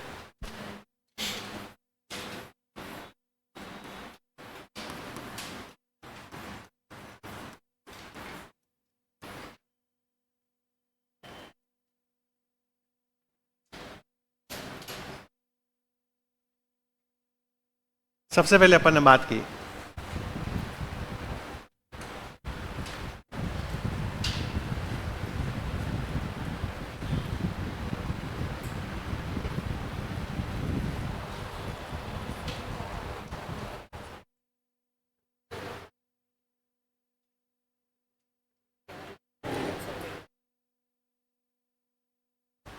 देखो, गुर्जर प्रतिहार पढ़ रहे हैं अपन, तो अपन ने कहा, ठीक है, गुर्जर प्रतिहार पढ़ रहे हैं। गुर्जर प्रतिहारों में अपन कह रहे हैं कि गुर्जर क्यों कह रहे हैं कि गुजरात क्षेत्र पर शासन किया। राजस्थान और गुजरात के बीच का भाग जो है गुजरात कहलाता है। गुजरात क्षेत्र पर शासन किया तो गुर्जर कहलाए। प्रतिहार क्यों कह रहे हैं कि द्वारपाल थे। द्वारपाल किसके थे? तो लक्ष्मण के द्वारपाल थे, इसीलिए इनको क्या कह रहे? तो क्या कह रहे? प्रतिहार कह रहे हैं। इनको अपन क्यों पढ़ रहे हैं? तो सबसे पहली बात सिलेबस में है, ठीक है। दूसरा, अपन इनको क्यों पढ़ रहे हैं? तो राजस्थान का पहला ऐतिहासिक राजवंश है, इसलिए पढ़ रहे हैं। जनरली आप किसी भी कोचिंग पे जाओगे तो ये सबसे लास्ट में पढ़ाते हैं, क्योंकि सबसे टफ टॉपिक है ये। तो टफ टॉपिक जो है, डेमो के बच्चे आते हैं तो भाग जाते हैं इनको पढ़ के, इसीलिए मेवाड़ से चालू करते हैं। जनरली आप किसी भी कोचिंग के नोट्स देखोगे, किसी कोचिंग पढ़ोगे तो मेवाड़ पढ़ाते पहले, क्योंकि मेवाड़ में बप्पा रावल अपन ने सुना है, मेवाड़ में आहड़ अपने सुना है, मेवाड़ में महाराणा प्रताप अपन ने सुना है। तो बच्चों को बांधने के लिए जो है क्या करते, तो क्या करते हैं? मेवाड़ पढ़ाते हैं। लेकिन अगर इतिहास अपन सिस्टमेटिक रूप से पढ़े तो पहला राजवंश जो पढ़ते हैं वह कौन सा है? तो कौन सा है? गुर्जर प्रतिहार है, ठीक है। आप लोग डेमो में आए दोनों, और आप भी डेमो में आए हो। देखो डेमो क्या है, सुन लो पहले। अपन 1 घंटे में किसी का डेमो नहीं ले सकते। ले सकते क्या? 1 घंटे में अपन किसी का इवोल्यूशन नहीं कर सकते कि कैसा पढ़ाता है या कैसा पढ़ाती है। इसीलिए 4 से 5 दिन आपको पढ़ के देखना है। हमें भी सूचना मिलती है कि डेमो वाले आ रहे हैं तो हमें घर से तैयार होकर आना पड़ता है, क्योंकि देखने वाले आ रहे हैं। डेमो क्या है? देखने वाले ही तो आ रहे हैं। डेमो क्या है? कि हमें देख के जाएंगे, पसंद आएंगे तो ठीक है, यहाँ आएंगे, बाकी नहीं आएंगे। तो ऐसी गंदी फीलिंग आती है जब आप लोग नहीं आते हो कि इतने बुरे तो है नहीं हम। तो सुनो, तो आपको क्या करना है? 1 घंटा, 2 घंटे, 3 घंटे से अपन किसी का डेमो नहीं ले सकते। आपको आराम से 4 से 5 दिन, हमने 10 दिन का डेमो कर रखा है। कितने दिन का कर रखा है? 10 दिन का। आपको आराम से हर टीचर के बारे में, हर सब्जेक्ट को अच्छे से पढ़ना है। पढ़ने के बाद आपको घर जाके खुद का मूल्यांकन खुद करना है कि जो ये पढ़ाया जा रहा है, कि सबसे पहली बात तो मेरे समझ में आ रहा है कि नहीं आ रहा है, एक बात मेन। दूसरा, जो पढ़ाया जा रहा है वो परीक्षा में आता है कि नहीं आता है। कई बार क्या होता है, अपन कोचिंग तो कर लेते हैं, लेकिन कोचिंग के नोट से एक भी क्वेश्चन जो है एग्जाम में आता नहीं, ठीक है। तो बाद में हमें पछतावा होता है कि कहीं और कर लेते तो ठीक रहता। तो दूसरा काम आपको करना है कि जो पढ़ाया जा रहा है वह एग्जाम में आता है कि नहीं आता है, ये आपको पता करना है। तीसरा, जो अपन पढ़ रहे हैं क्या वह अपने लिए इंपॉर्टेंट है कि नहीं है, कि पढ़ाने वाला केवल अपना इंप्रेशन जमाने के लिए ऐसी बातें कर रहा है, क्या एग्जाम ओरिएंटेड है या नहीं है। तो 4-5 बातों का मूल्यांकन करना है। और सबसे बड़ी बात जो है, समझ में आना चाहिए। क्योंकि कोचिंग क्यों करते हैं? ये सब बातें किताबों में लिखी हुई है, कोई नई बातें नहीं पढ़ा रहे हैं आपको यहाँ पर। कि ऐसा नहीं है कि मैं फारसी भाषा में आपको जो है गुर्जर प्रतिहार पढ़ा रहा हूँ, ये सब बातें किताबों में लिखी हुई है। मेन क्या है कि कॉन्सेप्ट अपने को समझ में आना चाहिए, कहाँ से क्वेश्चन बनता है, कहाँ से किस टाइप के क्वेश्चन आते हैं, किस टाइप के क्वेश्चन आ चुके हैं, और अब जो क्वेश्चन बनेंगे वो किस टाइप के बनेंगे, ठीक है। तो ये अपने को अगर पता चल जाए तो एग्जाम में सक्सेस होने के चांस अपने 50% जो है बढ़ जाता है। बाकी कोचिंग कोई पल्स पोलियो की दवा नहीं कि 2 बूंद मुंह में डाली और अपन सिलेक्शन हो गए। किसी ने कहा है कि स्वर्ग देखना है तो मरना खुद को ही पड़ेगा, ठीक है। अगर आप कहोगे आप दिखा दो तो फिर मैं ही देख पाऊंगा, आप नहीं देख पाऊंगा। आ रही बात समझ में? तो इसीलिए क्या है कि खुद सक्सेस होने का अगर कोई रीजन होगा तो आप खुद होंगे, और नहीं होगा, असफल होंगे, तो उसकी जिम्मेदारी भी आपको लेनी होगी। क्योंकि आजकल एक नया ट्रेंड चल पड़ा है कि जब भी परीक्षा में अपन असफल हो जाते हैं तो 3 बहाने कॉमन जो अपन मारते हैं। पहला तो पेपर बिक रहा है, नकल हो रही है, हमारे इधर के कहाँ नंबर आएंगे? सब उधर के ही हो रहे हैं। उधर के कहाँ के? बस वालों के, जालोर वालोर के उधर के हो रहे हैं। तो पहला जो कॉमन कारण है सिलेक्शन नहीं होने का कि हमारे इधर का कहाँ नंबर आएगा, सब उधर के ही हो रहे हैं, क्योंकि पेपर बिक गया है। दूसरा, आरक्षण की वजह से हमारा नहीं, जनरल कास्ट का कोई होगा तो कहेगा आरक्षण की वजह से मेरा सिलेक्शन नहीं हुआ है, क्योंकि सब सीटें तो वो ले जाते, उधर वालों का हो रहा है और वो ले जाते हैं। दूसरा, तीसरा, फिर सिलेक्शन नहीं होगा तो तीसरा, कोचिंग पे जो पढ़ाया उसमें से कुछ आया ही नहीं। हमने कभी अपनी जिम्मेदारी लेना सीखा ही नहीं है। जब अपन ये सीख लेंगे, जवाबदेही तय करना सीख लेंगे कि अगर आप ये बोलने की हिम्मत कर पाओगे कि मेरी वजह से मेरा सिलेक्शन नहीं हुआ है, तो उस दिन अगली वैकेंसी में आपका सिलेक्शन हो जाएगा। और फिर कह रहा हूं मैं, सरस्वती कभी किसी का ऋण उधार नहीं रखती, ध्यान रखना। अगर आपने तैयारी की है और अगर आप डटे हुए हो तो निश्चित रूप से आपका सिलेक्शन होगा। इस भर्ती में नहीं होगा तो अगली में होगा। मैं आपके सामने उदाहरण खड़ा हूं, ये सब अपवाद हूं। समझ रहे हो बात को? कहने का तात्पर्य कि मैं इधर का ही हूं, उधर का नहीं हूं। ठीक है, आरक्षण मैंने भी नहीं लिया है, ठीक है, और कोचिंग मैंने की नहीं है। आप तो कर रहे हो, तो उसमें मजबूरी अलग थी, नहीं की। आप कर रहे हो तो आप सौभाग्यशाली हो कि आपको ईश्वर ने मौका दिया है। आ रही बात समझ में? तीसरी बात क्या कि ये सब बातें कोई मायने नहीं रखती है। आपने किसी सफल व्यक्ति के मुंह से ये बहाने नहीं सुने होंगे, असफल व्यक्ति के मुंह से ही सुने होंगे। सफल व्यक्ति कभी नहीं कहता कि मेरा इस वजह से हुआ, इस वजह से नहीं हुआ। वो केवल एक ही बात करता है, मेरे पढ़ने की वजह से हुआ। और निरंतरता जरूरी है पढ़ने में। 4 एग्जाम मैंने दिए, चारों में मेरा नहीं हुआ। सुनना, कितने एग्जाम? 4। और किस्मत ऐसी बुरी थी कि पहली बार सेकंड ग्रेड की वैकेंसी निकली 2011 में, उसमें मेरा पॉइंट 3-3 से नहीं हुआ। किससे नहीं हुआ? पॉइंट 3-3 से नहीं हुआ। उसमें वेटिंग निकली नहीं। एक क्वेश्चन में गलत करके आ गया, चंद्र ग्रहण कब होता है, मैं जो है अमावस्या करके आ गया, और जबकि जो है अमावस्या को चांद निकलता ही नहीं, तो ग्रहण कहां से होगा? मैं क्यों बता रहा हूं आपको? इसलिए बता रहा हूं क्योंकि मैंने उस एग्जाम में तैयारी IAS लेवल की। चंद्रमा की 13 ही कलाएं, 15 ही कलाएं मुझे याद है। जब एकम को चांद निकलता तो उसे गिब्सन कहते हैं, बीच को निकलता उसे क्रिसेट कहते हैं, 30 को निकलता उसे विंसेट कहते हैं, यानी 15 ही कलाएं याद है। लेकिन ये पता नहीं कि चांद कब निकलता है। तो जब तक बेसिक अपना मजबूत नहीं होगा, तब तक आप कितनी हाई फाई तैयारी कर लो, आपका सिलेक्शन नहीं होगा। इसीलिए बहुत सारे लोग कहते हैं, आपको पता होगा कि 6ठी से लगा के 10वीं तक की किताबें पढ़ो, क्योंकि उन्हीं में बेसिक बातें छिपी हुई है। लेकिन हमारे पास इतना समय नहीं है कि हम 6ठी से लगा के 10वीं तक किताबें पढ़े, और हमारा ईगो भी हर्ट होता है कि हम ये क्यों पढ़े। क्योंकि जब तक बेसिक कंप्लीट नहीं होगा तब तक आप सफल हो ही नहीं सकते। क्यों? क्योंकि एग्जाम का एक पैटर्न है, अगर आपने समझा नहीं होगा तो एग्जाम में 35 क्वेश्चन तो बेसिक के आते हैं। आप किसी भी एग्जाम का पेपर उठा के देख लेना, 35 क्वेश्चन बेसिक के आते हैं। बेसिक का मतलब जो नींद से उठ के जाएगा वो भी सही करके आएगा। और यही क्वेश्चन अगर अपन गलत कर लेते तो वैसे ही एग्जाम की ओर से बाहर है। फिर 40 क्वेश्चन आते हैं एवरेज, 40 से 50 क्वेश्चन एवरेज आते हैं। जो थोड़ी बहुत तैयारी करता है वो उनको कर लेता है। और बाकी जो क्वेश्चन आते हैं, कितने हो रहे हैं? 20 से 25 क्वेश्चन वो लेवल के आते हैं। अब तैयारी करने वाले के ये सही हो जाते हैं, लेकिन ये गलत हो रहे हैं, और इसी से अपन एग्जाम से बाहर हो रहे हैं। तभी अपने हर एग्जाम में बाहर आके आपने सुना होगा, अरे यार इतना इजी क्वेश्चन गलत हो गया। और जिसके ये गलत हो रहे हैं वो अपने सही हो रहे हैं। तो अपने को लगता है तैयारी तो की है, लेकिन यार ये क्वेश्चन गलत हो रहे हैं। कि तो सबसे पहले जरूरी क्या है? बेसिक। अब बेसिक किससे पढ़ेंगे? हम तो आपको बेसिक से ही ले जा रहे हैं। भारत को भारत क्यों कह रहे, बता रहे हैं यहाँ पर। आ रही बात समझ में? भारत को हिंदुस्तान क्यों कह रहे, बता रहे हैं हम आपको बेसिक से ही उठा रहे हैं कि तांबा पहले आया, कांसा पहले आया, लोहा पहले आया, पे बेसिक बता रहे हैं। बाकी आप जनरली कहीं जाओगे तो क्या पढ़ोगे? कालीबंगा लिखो, काली चूड़िया, हनुमानगढ़, घग्गड़ नदी, यही है। बेसिक क्या है कि पहले पत्थर आए, फिर तांबा आया, फिर कांसा आया, फिर लोहा आया।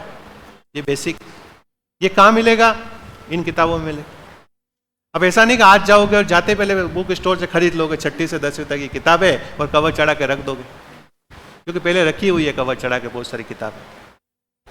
दूसरी गलती क्या करते हैं, कोचिंग तो यहां कर रहे हैं, नोट्स पढ़ रहे हैं जयपुर के, आपको खुद के ऊपर भी भरोसा नहीं है। 10-15 हजार तो यहां जमा कराए, टाइम यहां का वेस्ट कर रहे हैं, नोट्स कहां के पढ़ रहे हैं, जयपुर के पढ़ रहे हैं। और कोई आपको दिल्ली का ला के देते तो वो पढ़ने लग जाओ, क्योंकि हमें ये पता ही नहीं कि पढ़ना क्या है।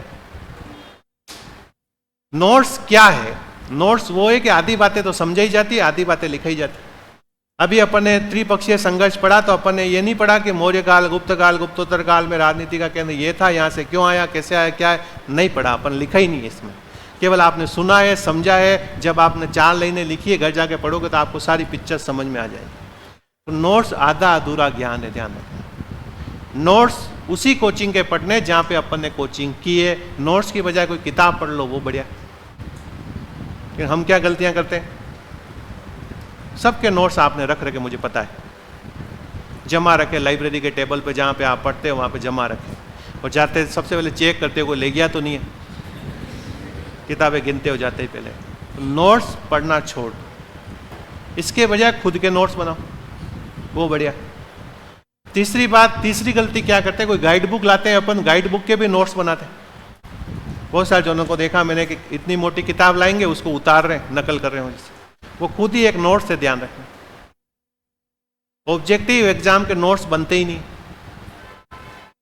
ऑब्जेक्टिव एग्जाम का पैटर्न ऐसा है कि आपको आंसर सामने लिखा हुआ है, उन चारों में आपको ढूंढना है,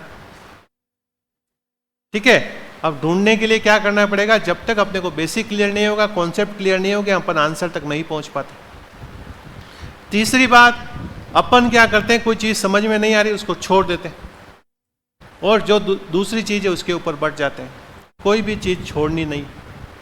हाँ, अगर कोई लेवल 1 का है और उसके मैथ्स है और इंग्लिश है और उसने जीवन में कभी नहीं पढ़ी है मैथ्स, तो कोशिश करना कि समझ में आ जाए, और नहीं आ रही तो कोई बात नहीं, 4-5 क्वेश्चन आते हैं, 4-5 ही आते हैं, तो 5 क्वेश्चन छोड़ देने और 5 क्वेश्चन एक्स्ट्रा किसी दूसरे पे लगाने, क्योंकि अब तक नहीं आई तो अब नहीं आएगी। अब तक अगर मैथ्स नहीं आई है, अब नहीं आएगी। और पहले और अभी में दिमाग वही है, ध्यान रखना। अब आपका बड़ा नहीं है, आपके गलत फहमी हो तो निकाल देना कि वो का वही है। हाँ, कोई टीचर ऐसा आ जाए कि आपको ट्रिकी मैथ्स पढ़ा दे, कोई समझा दे, फॉर्मूला पढ़ा दे, तो अलग बात है। बाकी एग्जाम में कितने ही फॉर्मूले मैथ्स के समझ के जाओ, क्वेश्चन में आंकड़े देखते सब फॉर्मूले भूल जाते हैं अपन। आ रही बात समझ में? तो 5 क्वेश्चन के लिए आपको एनर्जी दूसरी जगह लगानी, जहां से आपको मैक्सिमम आउटपुट मिल सके। करण जी के आप सब क्या आता है, आपको पता है कि नहीं आता है? उसमें ऐसे आप पूरे में से पूरे नंबर ला सकते। अगर ढंग से अगर आधा घंटा भी रोज का पढ़ते हो आप, तो उसमें से आप पूरे में से पूरे नंबर ला सकते। करण जी के ये कोई वो आती है, कोई किताब आती है, नानक नानक करके कोई आती है, उससे बाहर करंट जाता नहीं। अगर कोई नहीं हो तो वही पढ़ना चालू कर देना, आधा घंटा जो है रोज क्या करना, उस किताब को पढ़ना, ठीक है। हर महीने का उसका आता है, वो क्या बोलते हैं, विशेषांक आता है। तो करण जी के एक ऐसा टॉपिक जो आपको पूरे में से पूरे नंबर दिला सकता है। हरी बात में। दूसरा, आरटी जो आपके सिलेबस में दे रखा है, राइट टू एजुकेशन, शॉर्ट दे रखा है, आपको केवल उसकी धाराएं कितनी है, किस धारा में क्या लिखा हुआ है, याद करना, उसमें आप पूरे में से पूरे नंबर ला सकते हो। जब तक आप सिलेबस का एनालिसिस खुद नहीं करोगे कि मुझे मेरी ताकत कहाँ है, मेरी कमजोरी कहाँ है, मुझे कहाँ से कैसे नंबर लाने हैं, राम भरोसे मत पढ़ो।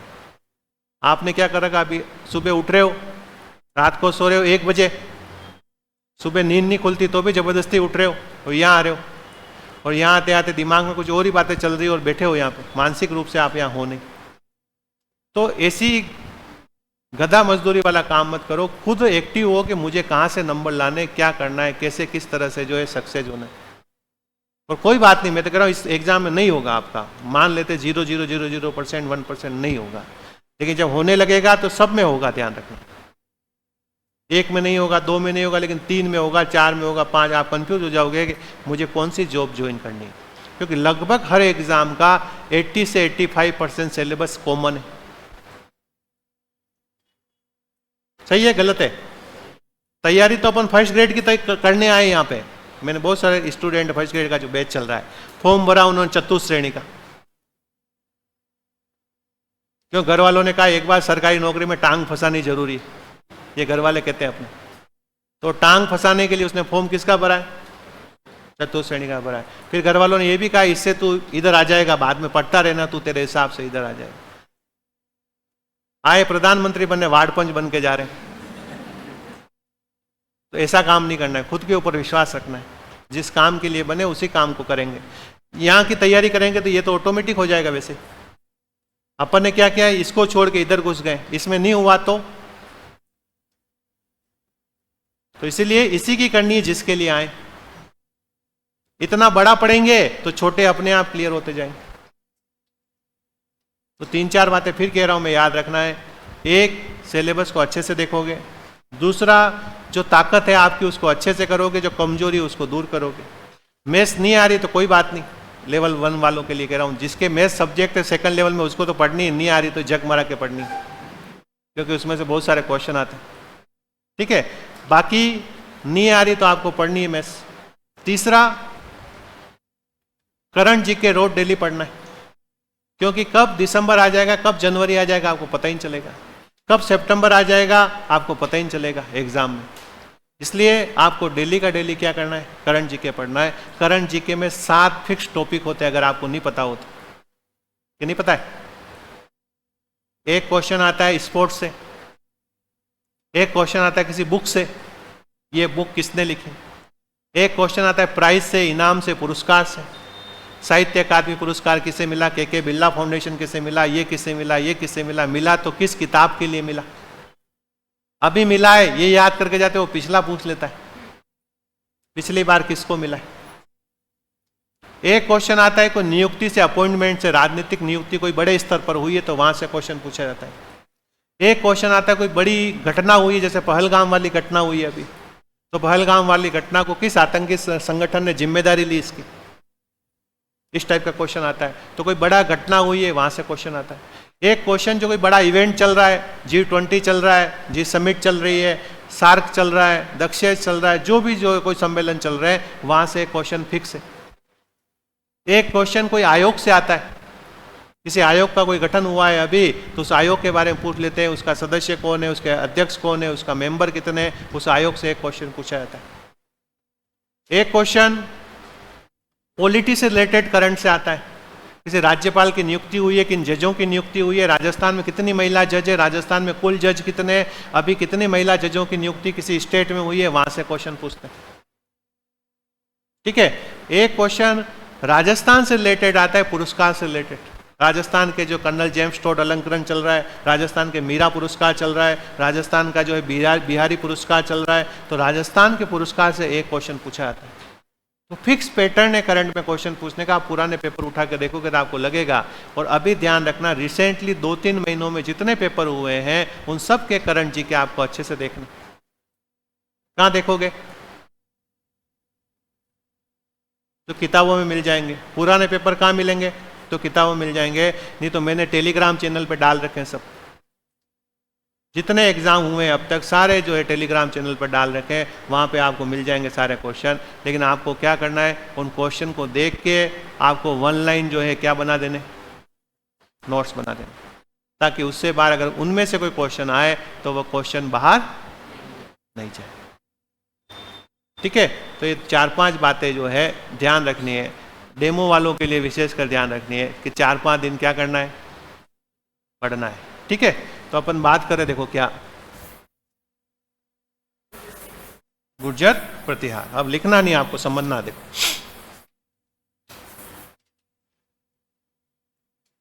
देखो सबसे पहले किसी भी टॉपिक को अपन पढ़ते हैं तो सबसे पहले ये पता होना चाहिए कि उनके बारे में हमें जानकारी कहाँ कहाँ से मिलती है, उनके सोर्सेज क्या क्या है। ठीक है, तो सबसे पहले अपन बात करें, देखो क्या कि गुर्जर प्रतिहार के जानकारी के स्रोत क्या क्या है, सोर्सेज क्या क्या है। तो इतिहास में 2 तरह के जानकारी के स्रोत होते हैं। एक होता है पुरातात्विक, क्या होता है, और दूसरा होता है साहित्य, किताबें। पुरातात्विक में क्या होते हैं? तो पुरातात्विक में होते हैं क्या, अभिलेख। पुरातात्विक में होती मुद्राएं और पुरातात्विक में होते हैं मृतभांड, मिट्टी के बर्तन। अब प्रतिहारों के मृतभांड तो मिलने से रहे, हो सकता है कि ये मिली हो और क्या मिले हो, अभिलेख मिले हो। तो पहला ही क्वेश्चन, किन अभिलेखों से हमें प्रतिहारों के बारे में जानकारी मिलती? आ रही बात समझ में? तो सबसे पहले अपन क्या पढ़ रहे हैं? गुर्जर प्रतिहार पढ़ रहे हैं। उसमें क्या पढ़ रहे हैं? यानी उनके बारे में जानकारी कहां से मिलती? स्त्रोत में क्या पढ़ रहे हैं? और पुरातात्विक स्त्रोत में अपन क्या पढ़ रहे हैं? अभिलेख किसे कहते हैं?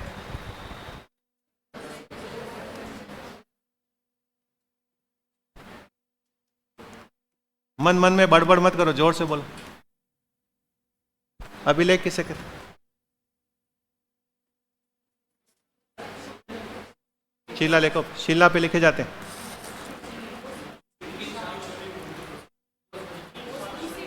लिखित साक्ष्य।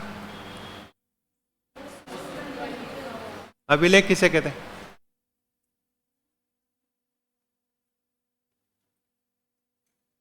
बोलो ना रे।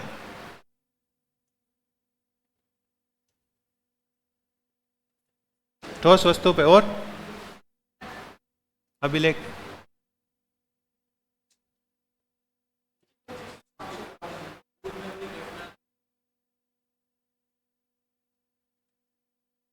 देखो, अभिलेख किसी ठोस वस्तु पर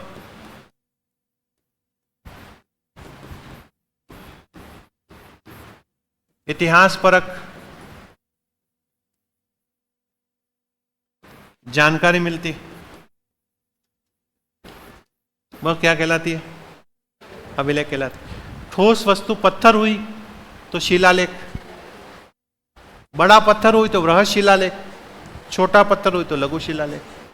ठोस वस्तु स्तंभ हुए तो स्तंभ लेख, पिलर, स्तंभ लेख। बड़े स्तंभ हुए तो वृहत स्तंभ लेख, छोटे स्तंभ हुए तो लघु स्तंभ लेख। ठोस वस्तु मुद्रा हुई, कॉइन हुआ, उसके ऊपर लिखा गया तो मुद्रा लेख। ठोस वस्तु दीवार हुई तो भित्ति लेख। ठोस वस्तु चट्टान हुई तो वृहत शिलालेख। ठोस वस्तु गुफा हुई तो गुहा लेख। समझ में आ रही है? आजकल एक नई परंपरा चल पड़ी है टैटू बनवाने की। ठोस वस्तु तो उसमें आपके चाहने वालों के नाम है, इतिहास का कोई योगदान नहीं उसमें, तो वो अभिलेख नहीं। क्लियर है बात? तो किसी ठोस वस्तु पर इतिहास परक जो जानकारी मिलती है उसे क्या कह रहे हैं? अभिलेख कह रहे हैं। अब हम ये बात कर रहे हैं कि प्रतिहारों के बारे में जानकारी देने वाले अभिलेख कौन कौन से हैं। सुनना बात को। सबसे पहले एक अभिलेख मिलता है हमें जिसे अपन ऐहोल प्रशस्ति के नाम से जानते हैं। अब आपके मन में फिर सवाल आना चाहिए कि अभी तो आप अभिलेख कह रहे हो, ये प्रशस्ति क्या है? तो किसी पत्थर के ऊपर किसी राजा की प्रशंसा में कोई बात लिखवाई जाती है तो उसे क्या कहते हैं? प्रशस्ति कहते हैं। कई बार राजा खुद लिखवाता है और कई बार राजा की चापलूसी करने वाले खुद लिखते हैं। ठीक है? तो ऐहोल प्रशस्ति है। प्रशस्ति का मतलब पत्थर के ऊपर राजा की प्रशंसा में लिखा गया है, इसलिए इसे क्या कह रहे? तो क्या कह रहे? प्रशस्ति कह रहे हैं। ऐहोल क्या है? तो जगह का नाम। अभिलेखों का नामकरण जगह के नाम पे होता है, ध्यान रखना। हिरणमगरी से कोई अभी पत्थर मिल जाए, उसके ऊपर कुछ लिखा हुआ है तो अपन कहेंगे हिरणमगरी का लेख। आहड़ से मिल जाए तो आहड़ का लेख। एकलिंग जी से मिल जाए तो एकलिंग जी का लेख। कर्नाटक से मिल जाए तो कर्नाटक का लेख। पाकिस्तान से मिल जाए तो शाहबाजगढ़ी का लेख, मानसेरा का लेख। गुजरात के गिरनार से मिल जाए तो गिरनार का लेख। समझ में आ रहा है? तो किसी स्थान पर जो पत्थर मिलता है उसी स्थान के नाम पे उसका नामकरण कर दिया जाता है। तो ऐहोल कहाँ है? तो ऐहोल है कर्नाटक में। कहाँ है? कर्नाटक में। ठीक है? ऐहोल की खुदाई कार्य की गई तो यहां से 100 से अधिक मंदिर मिले। अभी की बात बता रहा हूं, तो इसीलिए इसे अभी क्या कह रहे? तो मंदिरों का नगर भी कहते हैं। जानकारी के लिए केवल ध्यान रखना, मंदिरों के नगर के नाम से किसे जानते तो किसे जानते? ऐहोल के नाम जानते। कहते किस शासक से रिलेटेड है? तो शासक का नाम है पुलकेशिन द्वितीय। क्या नाम है? पुलकेशिन द्वितीय, चालुक्य शासक। कर्नाटक के आसपास चालुक्यों का शासन रहा, उसका एक प्रतापी राजा था जिसका नाम था पुलकेशन। इसी पुलकेशन ने हर्षवर्धन को हराया था। इसकी जानकारी भी हमें कहां पे मिलती है? तो कहां पे मिलती है? ऐहोल प्रशस्ति मिलती है। इसका रचयिता कौन था? तो रवि कीर्ति।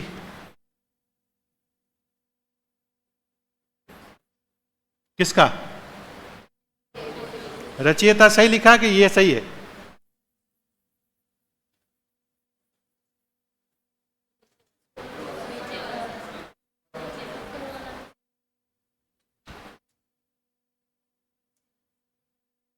नीचे वाला कि ऊपर वाला? तो ऊपर वाला ही सही है। ये सही है, ये सही है, ये सही है, ये सही है, ये सही है। First, last?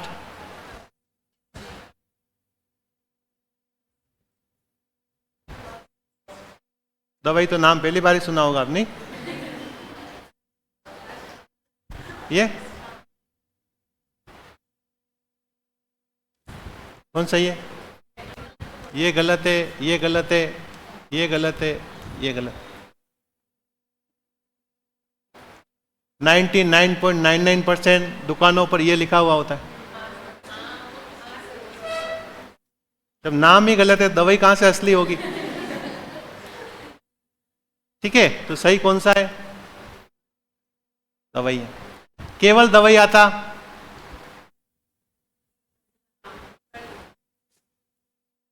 ठीक है, तो अपने तो गुजर पटियार पढ़ रहे, देखो। ऐहोल प्रशस्ति, कर्नाटक, शासक पुलकेशन द्वितीय, रचयिता कौन है? रवि। क्या लिखा है इसमें? सुनो, बातें तो बहुत सारी लिखी, लेकिन गुर्जरों के बारे में क्या लिखा है? तो इसमें गुर्जर शब्द एक जाति के रूप में प्रयुक्त हुआ है।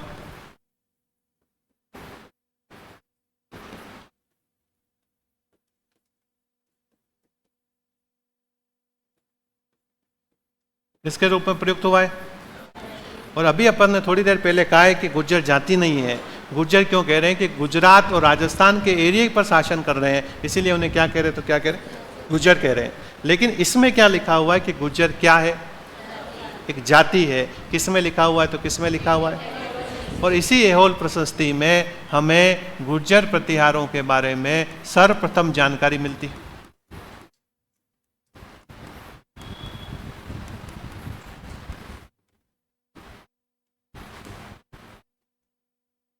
क्या मिलती है? सर्वप्रथम जानकारी मिलती है।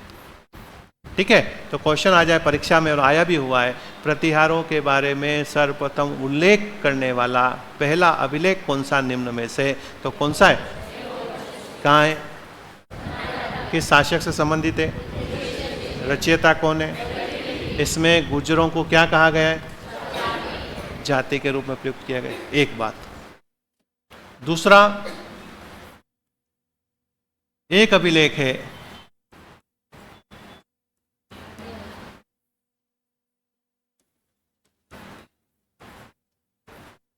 बाहुक प्रशस्ति।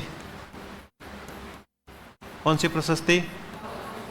837 ईस्वी के आसपास की मानी जाती है। कौन सी प्रशस्ति मानी जाती है? बाहुक। कहाँ है? जोधपुर में।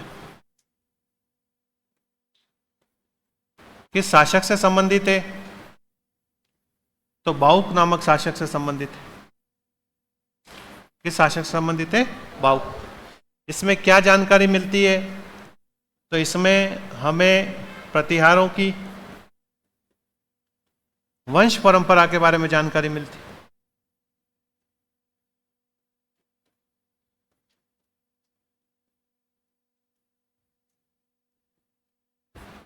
किसके बारे में जानकारी मिल रही है? वंश परंपरा के बारे में। फिर क्वेश्चन पूछ रहा हूं, प्रतिहारों का सर्वप्रथम उल्लेख ऐहोल प्रशस्ति। प्रतिहारों की वंश परंपरा का उल्लेख कहाँ है? किस शासक से संबंधित है? भावुक प्रतिहार शासक ही था। तीसरा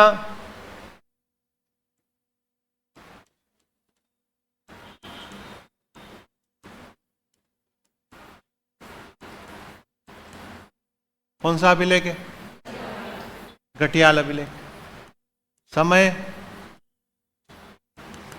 861 के आसपास का। स्थान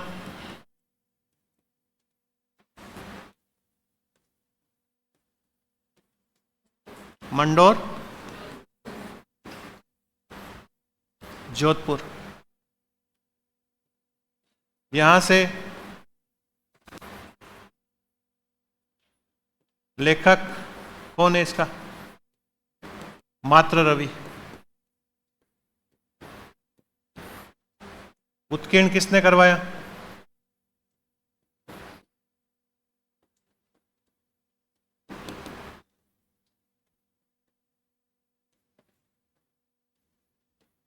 दोनों में क्या अंतर बताओ?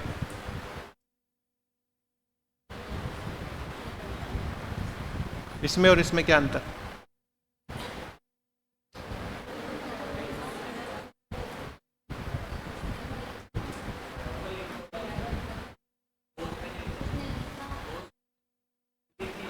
ये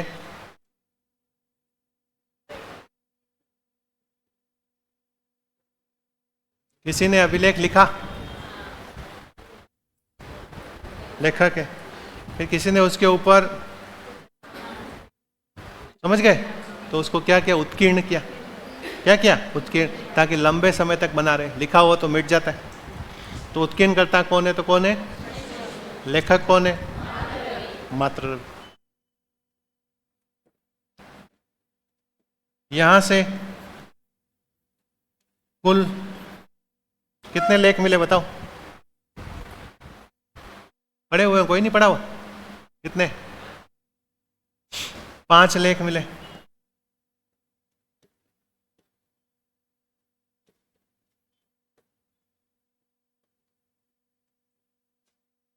एक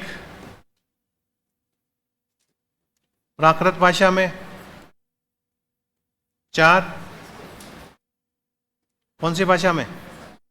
संस्कृत भाषा में। अब सुनो, ऐसा कैसे हुआ? तो घटियाल में एक मंदिर है, मंदिर के पास एक पत्थर मिला।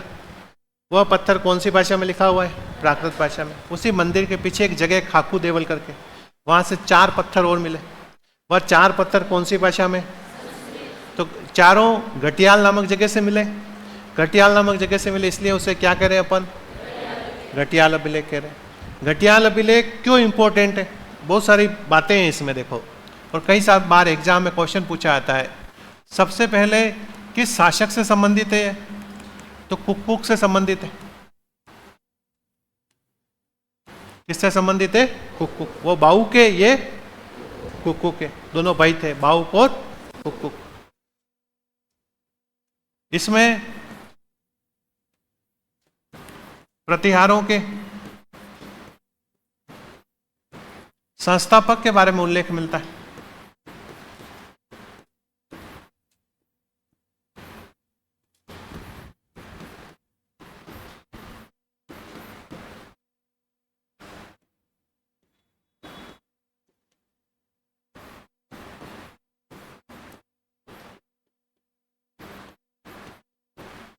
कौन कौन है? तो संस्थापक है, क्या नाम है? हरिश्चंद्र। अब देखो, फिर क्वेश्चन पूछ रहा हूं। प्रतिहारों की वंश परंपरा के बारे में जानकारी देने वाला अभिलेख बाहुक प्रशस्ति।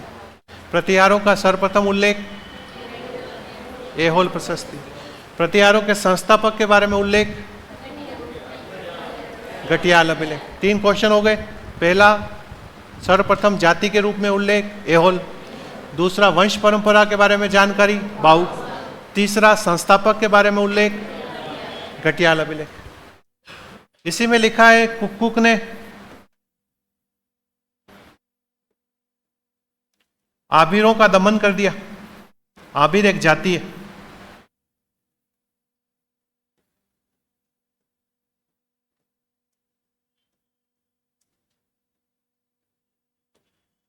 इसी में लिखा है कि इसने मंडोर में जय स्तंभ स्थापित करवाए। ये क्वेश्चन एग्जाम में आया हुआ है। यानी इमारत बनी किसने? कुक ने। ये सब बातें लिखी हुई है किसमें? बहुत सारी बातें, ठीक है, अपने जितने काम की वही लिए अपन ने। अब देखो, एक है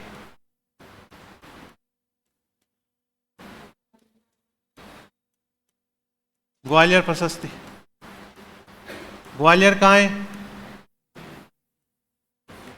मध्य प्रदेश में। किस शासक से संबंधित है? मिहिर भोज से। किससे संबंधित है? कई जगह मिहिर भोज के लिए भोज प्रथम भी लिखा जाता है, तो कंफ्यूज नहीं होना है, ध्यान रखना, ठीक है। तीसरी बात, लेखक किसका? बालादित्य। चौथी बात,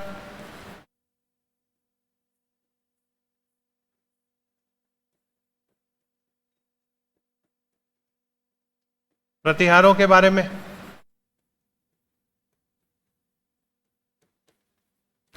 विस्तृत उल्लेख मिलता है डिटेल से।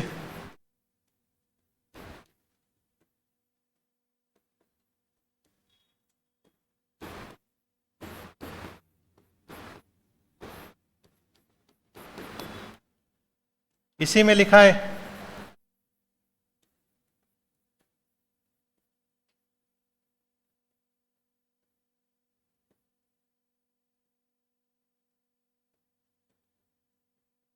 प्रतिहार लक्ष्मण के वंशज थे।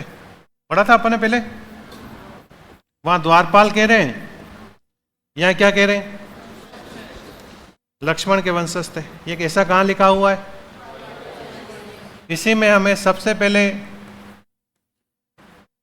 शून्य का उल्लेख मिलता है। शून्य यानी जीरो। तो शून्य का सर्वप्रथम अभिलेखीय साक्ष्य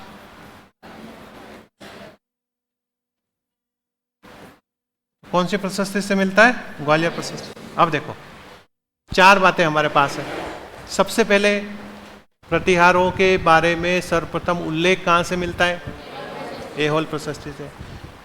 गुर्जर एक जाति के रूप में प्रयुक्त कहां पे किया गया है? एहोल प्रशस्ति से। एहोल कहां है? कर्नाटक। किस शासक से संबंधित है? पुलकेशन द्वितीय से संबंधित। दूसरा, प्रतिहारों की वंश परंपरा के बारे में जानकारी कहां से मिलती है? बाहुक प्रशस्ति। बाहुक प्रशस्ति कहां लगी हुई है? जोधपुर में। तीसरा, प्रतिहारों के संस्थापक के बारे में उल्लेख घटियाल अभिलेख। ठीक है, घटियाल अभिलेख जोधपुर में। टोटल कितने लेख मिले? 1, 4।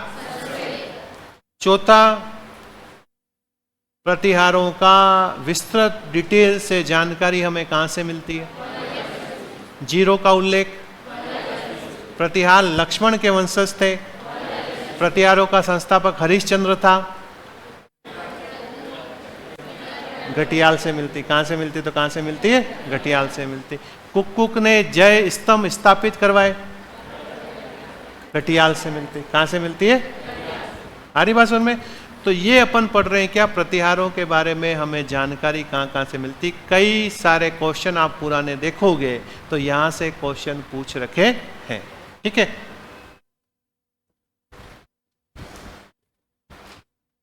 देखो, प्रतिहारों के बारे में जानकारी के स्रोत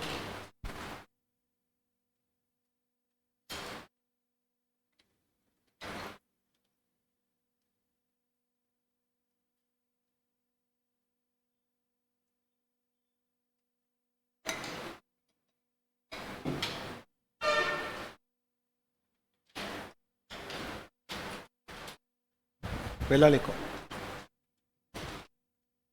एहोल प्रशस्ति। एहोल प्रशस्ति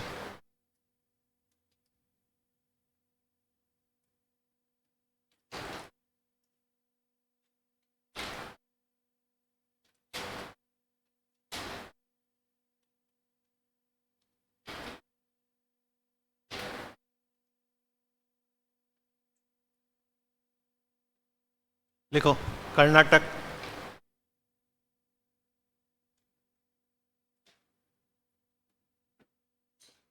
शासक पुलकेशन द्वितीय, ये लिख रखा है, मुंह नहीं बिगाड़ना ये। शासक पुलकेशन द्वितीय, शासक पुलकेशन द्वितीय, पुलकेशिन द्वितीय। रचयिता रवि कीर्ति, रचयिता रवि कीर्ति, रवि कीर्ति। कोष्टक में लिखना चाहो तो लिख लो, एहोल को वर्तमान में, एहोल को वर्तमान में, एहोल को वर्तमान में मंदिरों का नगर कहते हैं। एहोल को वर्तमान में मंदिरों का नगर कहते हैं, मंदिरों का नगर कहते हैं, मंदिरों का नगर कहते हैं। फिर लिखो, एक पॉइंट डाल के लिखो। पहला पॉइंट, प्रतिहारों के बारे में सर्वप्रथम जानकारी, प्रतिहारों के बारे में सर्वप्रथम जानकारी यहीं से मिलती है। प्रतिहारों के बारे में सर्वप्रथम जानकारी यहीं से मिलती है।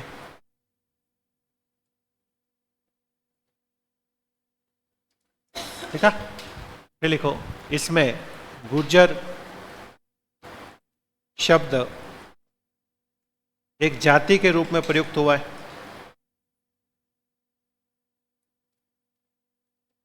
गुर्जर शब्द एक जाति के रूप में प्रयुक्त हुआ है।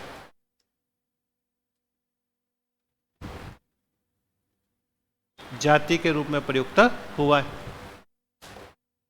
अगला लिखो, बाहुक प्रशस्ति, बाहुक प्रशस्ति,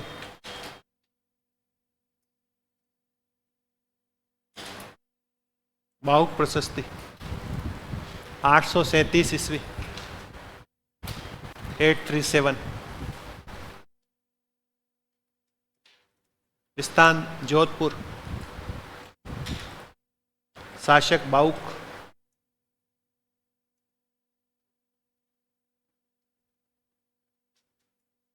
देखा। देखो, इसमें प्रतिहारों की वंश परंपरा के बारे में,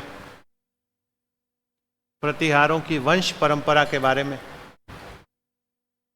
जानकारी मिलती है। प्रतिहारों की वंश परंपरा के बारे में जानकारी मिलती है।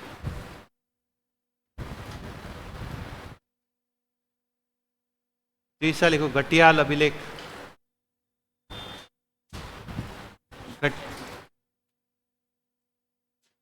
अगला घटियाल अभिलेख लिखा, वंश परंपरा के बारे में जानकारी मिलती। घटियाल अभिलेख, टाइमिंग लिखो 861, 861 ईस्वी,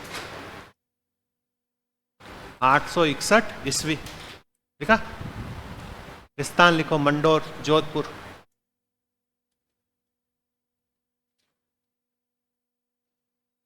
लेखक लिखो मात्र रवि, लेखक मात्र रवि।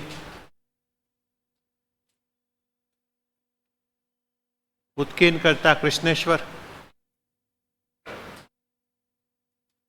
मात्र रवि उत्कीर्णकर्ता कृष्णेश्वर।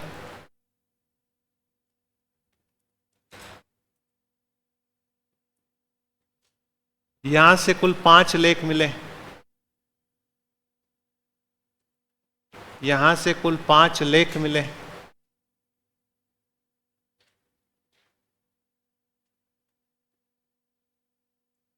एक प्राकृत और 4 संस्कृत, एक प्राकृत और 4 संस्कृत।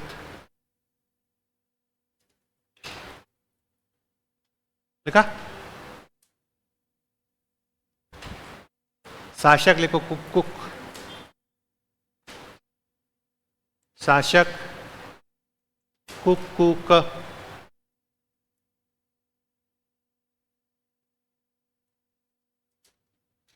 इंपॉर्टेंट करके लिखोगे। इसमें प्रतिहारों के, इसमें प्रतिहारों के संस्थापक के बारे में, प्रतिहारों के संस्थापक के बारे में उल्लेख मिलता है। प्रतिहारों के संस्थापक के बारे में उल्लेख मिलता है।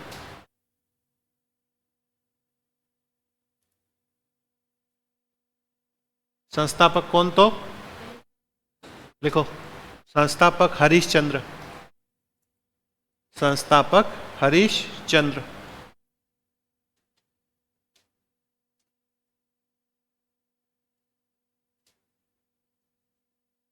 फिर लिखो, अगला लाइन लिखो, इससे जानकारी मिलती है कि, इससे जानकारी मिलती है कि कुक्कुक ने आबिरों का दमन कर दिया। कुक्कुक ने आबिरों का, आबिर एक जाति है, आबिरों का दमन कर दिया। आबिरों का दमन कर दिया। कहते हैं कि इसी में एक शब्द लिखा हुआ है, देखो, रोइंस्कूप। कौन सा शब्द लिखा हुआ है?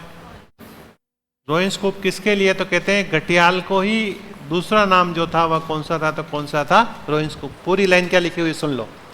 इसमें लिखा हुआ है कि कुक्कुक ने रोइंस्कूप में आबूरों को क्या कर दिया? दमन कर दिया। ब्राह्मणों को, क्षत्रियों को वहां पर लाकर बसाया, रहने लायक बनाया उस स्थान को, क्योंकि वहां के लोग किससे परेशान थे?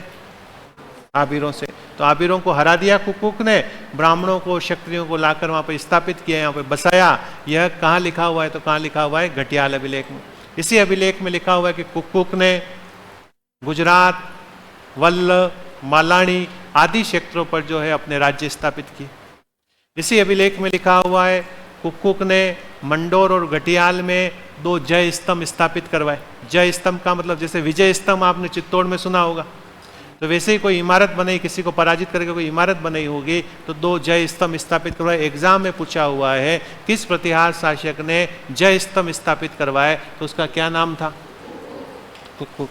तो लिखोगे, इसने मंडोर और घटियाल में, मंडोर और घटियाल में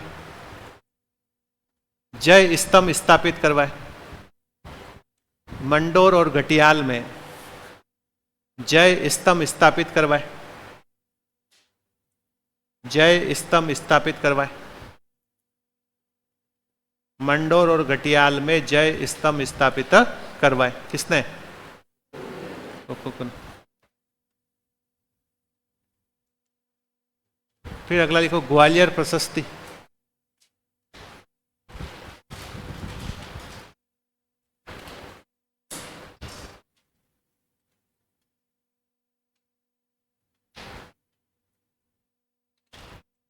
स्थान मध्य प्रदेश।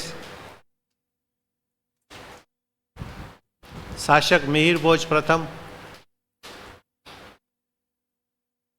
मिहिर भोज प्रथम। लेखक बालादित्य। लेखक बालादित्य।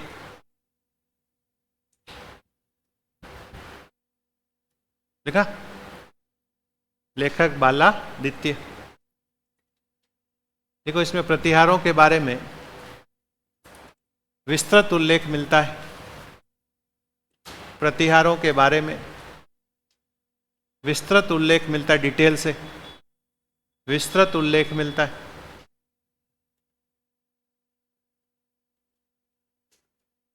देखो, इसी से जानकारी मिलती है कि, इसी से जानकारी मिलती है कि, किससे? आपकी नोटबुक से, किससे? ग्वालियर से। हाँ, इसी से जानकारी मिलती है कि प्रतिहार लक्ष्मण के वंशज थे। प्रतिहार लक्ष्मण के वंशज थे। प्रतिहार लक्ष्मण के वंशज थे। लिखा? फिर लिखो, जीरो का, शून्य का, शून्य का सर्वप्रथम अभिलेखीय साक्ष्य, शून्य का सर्वप्रथम अभिलेखीय साक्ष्य यहीं से मिलता है। शून्य का सर्वप्रथम अभिलेखीय साक्ष्य यहीं से मिलता है। यहां से कहां से? हिरण मगरी से। कहां से? ग्वालियर प्रशस्ति से मिलता है। देखा क्या पढ़ रहे हैं अपन? गुर्जर प्रतिहार। देखो गुर्जर प्रतिहार पढ़ रहे। गुर्जर क्यों कह रहे? गुजरात और राजस्थान पे गुजरात क्षेत्र पर शासन किया। प्रतिहार क्यों कह रहे? द्वारपाल। फिर अपन कह रहे एक शब्द आएगा क्या? क्या है? त्रिपक्षीय संघर्ष किसको लेकर हो रहा है? कन्नौज को लेकर हो रहा है। किस किस के मध्य हो रहा है? तो प्रतिहार, राष्ट्रकूट और अंतिम रूप से सफल कौन रहे? क्यों? पास होने का फायदा उठाए। फिर अपन बात करें क्या, ये तो भारत के बारे में बात की। भारत को हिंदुस्तान किसने कहा? तो ईरानियों ने कहा, सिंधु नदी कारण। भारत को इंडिया किसने कहा? क्योंकि यूनानी भाषा में सिंधु को इंडस कहते हैं। भारत को भारत किसमें कहा गया है? भारत को जम्बूद्वीप किसमें कहा है? और आर्य संस्कृति होने के कारण आर्यावर्त कह रहे हैं। भारत पर पहला मुस्लिम आक्रमण, भारत पर दूसरा सफल आक्रमण, 700 से लेकर 1300 वर्षों तक भारत में इस्लामिक आक्रमण को रोकने का काम किसने किया? गुर्जर प्रतिहारों के बारे में जानकारी के कौन से स्रोत? पुरातात्विक में क्या पढ़ रहे हैं? अभिलेखों में पहला कौन सा? ऐहोल। प्रतिहारों के बारे में सर्वप्रथम जानकारी प्रतिहारों का जाति के रूप में, गुर्जर रूप का जाति के रूप में ऐहोल कहाँ है? किस शासक से संबंधित है? रचयिता कौन है? फिर अपन बात करें कि प्रतिहारों की वंश परंपरा के बारे में जानकारी कहाँ है? प्रतिहारों के संस्थापक के बारे में उल्लेख, घटियाल कहाँ है? लेखक, उत्कीर्णकर्ता, टोटल कितने? संस्कृत भाषा में, प्राकृत भाषा में। फिर अपन बात करें शासक, इसमें जो है संस्थापक कौन है? ऐसा कहाँ लिखा हुआ है? घटियाल में लिखा हुआ है। ठीक है। फिर अपन बात करें कुकुक ने आबिरों का दमन कर दिया और इसने जो है मंडोर और घटियाल में 2 जय स्तंभ स्थापित करवाए, ऐसा भी इसमें जानकारी मिलती है। प्रतिहारों का डिटेल से उल्लेख कहाँ है? शासक, लेखक, इसी में लिखा गया कि प्रतिहार किसके वंशज थे और इसी में किसका उल्लेख मिलता है? जीरो का उल्लेख मिलता है। तो ये